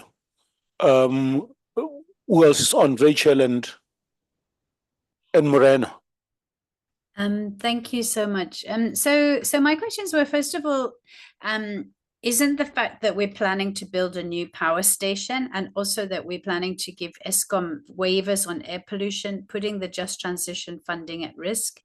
And then the second question is, our friends who are at Baku are saying today they have pushed through without really putting into place any protection or anything, the establishment of the global carbon market, which activists are saying is basically giving companies and countries a get out of jail free card in terms of carbon removal. And then the third question was, last time we had a PCC gathering, the question was asked why such a tiny amount of funds were being allocated for training and preparing young people for the green jobs so they can actually get the jobs in the renewable sector. We stop having to import experts from other countries. So I haven't seen much about any funding in this whole process going towards education of young people. Thank you. Thank you very much. Morena, briefly. And thank you very much, leadership. Okay, thanks. We'll take Notwell. Sorry, Morena, briefly. We'll take Notwell and then we'll cut that. I know we've got brainwaves, but that's not how life works. We've got to agree on time and stick to it. So we'll take Notwell, Morena, Notwell, then we'll take to the physical team there, then we'll get responses and Steve will do the wind up. The good thing about online is that you can even chat when you are off, so you can always send messages later. Morena, then Notwell. Proceed, Morena. Okay, thank you very much, leadership. My question was just why is there a specific reason why land restoration is the least invested on? My question is regarding the climate finance presentation right at the beginning. I saw the table showing the different types of investments. So is there a reason why land restoration is the least invested on? Thank you. Thanks. Land first. Notwell, come through. I think it's me because I'm both online and here, and I raised my hand. Oh, yeah, wow. So you're killing two birds. In case we don't recognize you online, you'll catch us on the floor. I'll do that next time. Yes. Thank you. I'm Nopolo Katlana from Energy House, Consulting in Sustainable Development. mostly have been working in the private sector for quite a long time, but targeting rural communities a lot.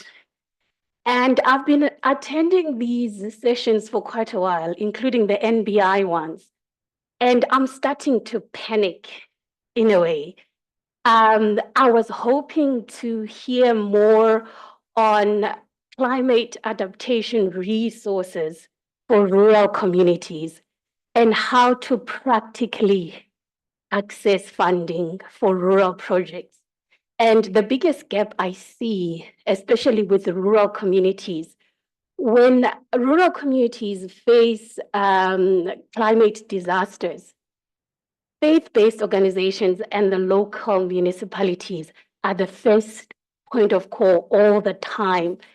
And in all my work in sustainable development in the private sector, churches have been scrapped out of the policy on funding, which is a big gap. And I am not sure if it's the same with government available funding. I'm not sure even what my question is, given my panic, but I'm wondering if we are seeing the sense of urgency around developing rural communities in partnership with local municipalities and faith-based organizations and making resources easily available to them, but focusing more around adaptation more than mitigation, given the sense of urgency. I think that's my question. Thank you very much. I think that was Thank clear. Cecilia, then I'll take, Deepak will be the first to respond. Not all took words out of my mouth. I was also worried about what she's worried about. But let me also raise this. We are here, we're not so many who are from the public. I don't think it's so difficult for PCC to send us through our email addresses all the presentations done here, but we can follow up specifically on what we attended. Is that possible? I wish it is. And secondly, I'm so concerned when Deepak spoke of some countries opting to do it at their own pace, with their own abilities. I think that's what South Africa should opt for, because when the economic system calls for consumption, like this one is, this climate thingy is calling for high consumption. When Kwezi displayed the amounts, trillions and trillions, I've never touched a trillion. I just got scared. And I thought this is calling for so much of expenditure from us, from the money we don't have. And leaders are so hungry for money. I don't know if that money will even reach that climate change thing. Let's take it step by step and let's supervise one another as a people, as a country. Because since they are calling for such a high consumption, we will be left to contend with a lot of degradation as we are already in it now. So society doesn't want to sit with that kind of thing. Let's rethink it. Let's talk about it. Society and government together, PCC with us. Let's talk. Thank you. Thanks, colleagues. I'm going to appeal for, and we really cannot, we have got a hard stop as one or two of us, and I'm facilitating. It's going to be difficult to leave you here as the host. So the other colleagues that are not on the 2 o'clock meeting should be able to interact with you on lunch, during lunch. But we really need about a 5-minute breather between now and 2. Before 2 o'clock with Deepak and a few people that are going to another meeting, and we are linking up with Baku, so it's quite difficult to make colleagues wait. So I'll allow Deepak to respond, Christelle, and then Kwezi, and then bring in Steve to come and do us the summation. Thanks. Deepak, proceed. Yeah, thank you, Blessing, and thank you for those comments. Let me say that, Steve, I think we have been talking, you and I at least, with respect to where in our NDC recommendations the whole issue of the costs related to health impacts should be located. So on the first question that was asked, I think by Lufuno, I suppose I'm not in a position to answer the question, where will the resources come to protect environmental rights, as in biodiversity rights, which are enshrined not only in our constitution, but the world over. with respect to environment having a set of rights. But certainly, we're beginning to look at how we would give a sense of what the health impact costs look like as a result of our carbon heavy means of production. With respect to the finance for innovation ecosystem, I'll leave that to Christelle to talk briefly about some work that we're doing there. We have indicated that the NDCs will in fact cover both adaptation and resilience as well as mitigation. In this respect, let me say that the adaptation and resilience team are busy at work looking at what is called a just adaptation and resilience investment plan. We need to indicate that the kind of funding that needs to be mobilized for that part of our transition necessarily will have to be very, very different to the kind of funding that is possible to mobilize for the just energy transition, given how big those projects are. And in many respects, those projects, if properly structured and developed, have the potential to crowd in a bulk of private sector funding. Adaptation and resilience, unfortunately, in my opinion, will require a much larger mix from public resources. And we know, as we talked yesterday as well, the fiscus is constrained. On skills, we made that as a critique of the JET IP.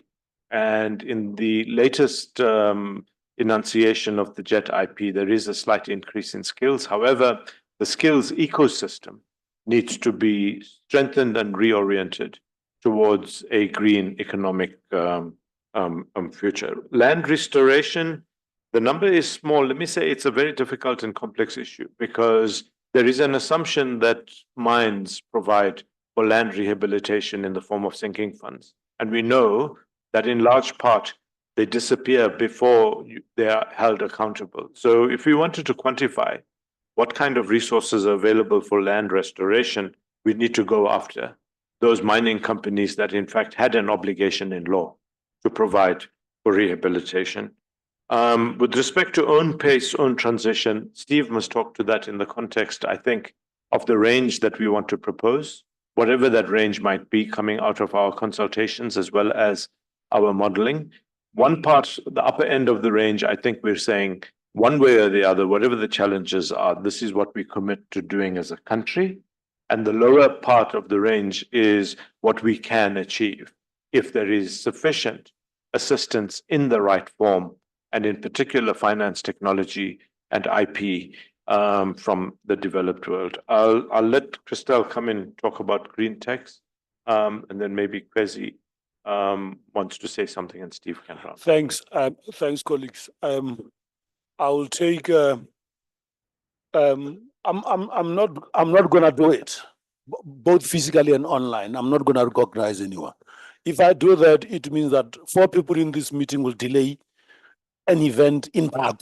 That's what it means practically. And I'm not sure whether when you're asking for money internationally, you want to do that. So that's what I just want to tell you why I'm not allowing you to speak, not for any other reason.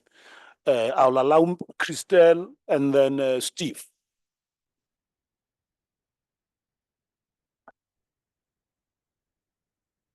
Christelle, do you want to just answer on the, was it on the markets, on the? I think it's on the green technology. Yes, on the innovation, on how the innovation system is responsive to, would be able to find the money to do the things it wants to do. Yeah. Sure. So in terms of assessing climate finance flows, as well as what we refer to as the investment landscape, to create a fuller or a complete picture, we are also assessing the ability of green technologies over a wide range of technologies in South Africa, mitigation and adaptation, to respond to and meet the needs of the just transition. And these would be technologies at different scales, at different levels of maturity and readiness to be deployed in the market. So we encourage people to engage with us around that. And the focus, although at a national or economy-wide mapping, does not exclude innovation and very specific smaller SMME and emerging technologies that are coming up, especially on the adaptation side. So we're taking that into consideration. Thanks. Seated next to you, the lady there. I've saved us 2 minutes. You can go ahead. I quickly grabbed my watch and so that I could swallow 2 minutes. Thank you so much. Yes. Mine is not any question, but it's just a comment and a recommendation to the PCC. It's my second time to attend the engagement here, and the understanding was that yesterday it was for civil society. But I'm kind of having a concern with regards to coordination. I don't know how best can it be improved. I'm not sure what kind of platforms do you use for coordination to ensure that we really ensure that the participation is more inclusive and more meaningful and impactful. It's very meaningful, but I think last time when we were here last month, it was also raised the issue of ensuring that the communication is enhanced. So I think this can also still apply even with the faith-based organizations, which it was were targeted today. Thank you. No, thank you very much. I think it's a valid point. Steve, do you wanna respond to anything else you think might be amiss and then give us a summation? I think that as Steve comes through, I'd say just in my capacity as head of communications and stakeholder engagements, I think that colleagues you have raised valid point. We are honestly trying to put in a system of what we call a national communication partnership, because you're not going to run it through traditional systems of bureaucracy of issuing tenders for newspaper adverts and for booking. You're going to need a very dynamic system. And as I said, I'll go to EXCO and to the Secretariat, but you really need to put together a BOMA of like-minded persons and crack how best we can engage. So I think we'll be coming back to you in a few days with some convening plan around how we can deal with it. And I'm not spinning you. It's what I really want to do. Steve, thanks. And thank you very much. I'm no more facilitating. Steve is closing and doing the closing prayer. So, but it was nice facilitating both online and physically. Thank you very much, colleagues. Yeah. Thank you, Blessing, for facilitating us today. And thank you, everybody in the room and online for the really excellent conversation we've had today. It makes us also think that we need to find better and more frequent ways of engaging with you so that we can learn from your thinking and your perspectives as well. So thank you very much for that engagement. I mean, maybe just it's an impossible conversation to summarize, but just to kind of wrap up to say, this NDC conversation is a very important political moment in our policy formulation. And so we think it's very important that as many stakeholder groups and people can participate as possible. And hopefully this session has helped kind of prepare you for the kinds of conversations that we're going to need to have. But to make the point that it is not the end, but the beginning, and that we will be sharing the recording online, we'll be sharing the slides, so you can share it with colleagues who might have not been able to be here today. We're very happy for you to send us questions. So Simpiwe mentioned we're kind of compiling a document of all the questions that we get asked through this process, so that people have resources, that they can use. We hear you to say that those resources need to be made available in multiple languages and easy to understand, and we don't pretend to be perfect at all on this, and are kind of working at this, and we'll get better over time. So the next set of consultations will happen in early next year, probably in Feb, and where we will have another session like this, but focused much more on getting your input. And just to kind of remind you that the NDC is broken up into what we will set as a target for mitigation, and therefore we have to think about how will we achieve that target, where will we make the reductions in what sectors, and then there's also a section on adaptation, acknowledging that there will be a certain amount of climate change that we must respond to, right? Regardless of whether we keep to below 1.5 degrees or not. and that will only get worse as we move towards 2 degrees. And so understanding those mitigation requirements, both at a principle level and an actual activity level, is also important. And then the question of how do we achieve that, and to the question about at what pace and how much are off our own bat and how much support we will need, as a key question that we need to address in the means of implementation section. And I think Deepak's point about it's not just about the money is important, and there were some questions and observations in the chat. We need to be thinking about the capacity of institutions. How can local government do it? What about how do we use the local churches and faith movement networks?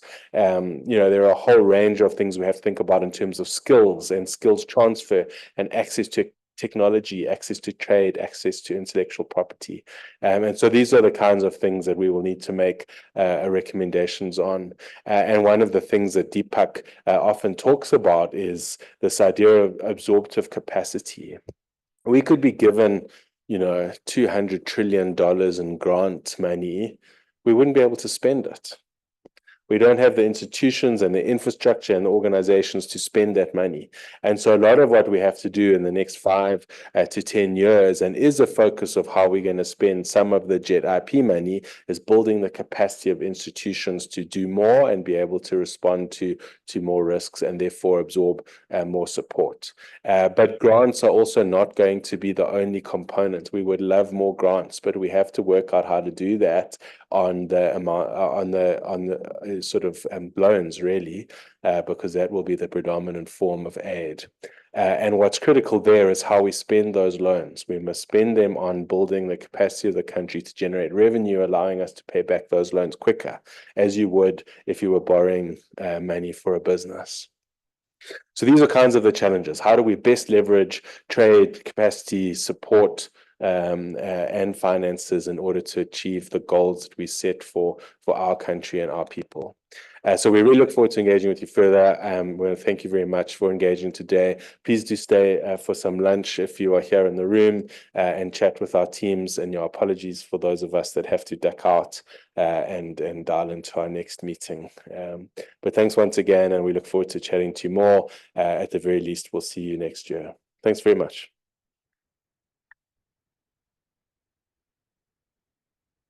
Announcement is that part.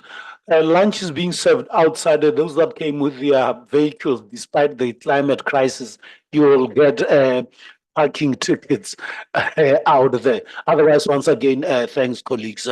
Those that are fairly young, we've got other capacity building sessions, and I really want you to also go and edge youth at church so that we double deep, particularly for the youth session.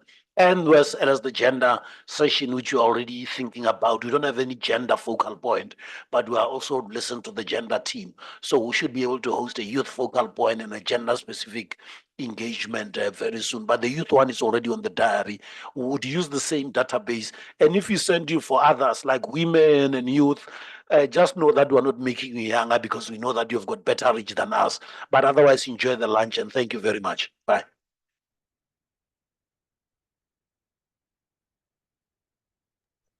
Thank you. Bye.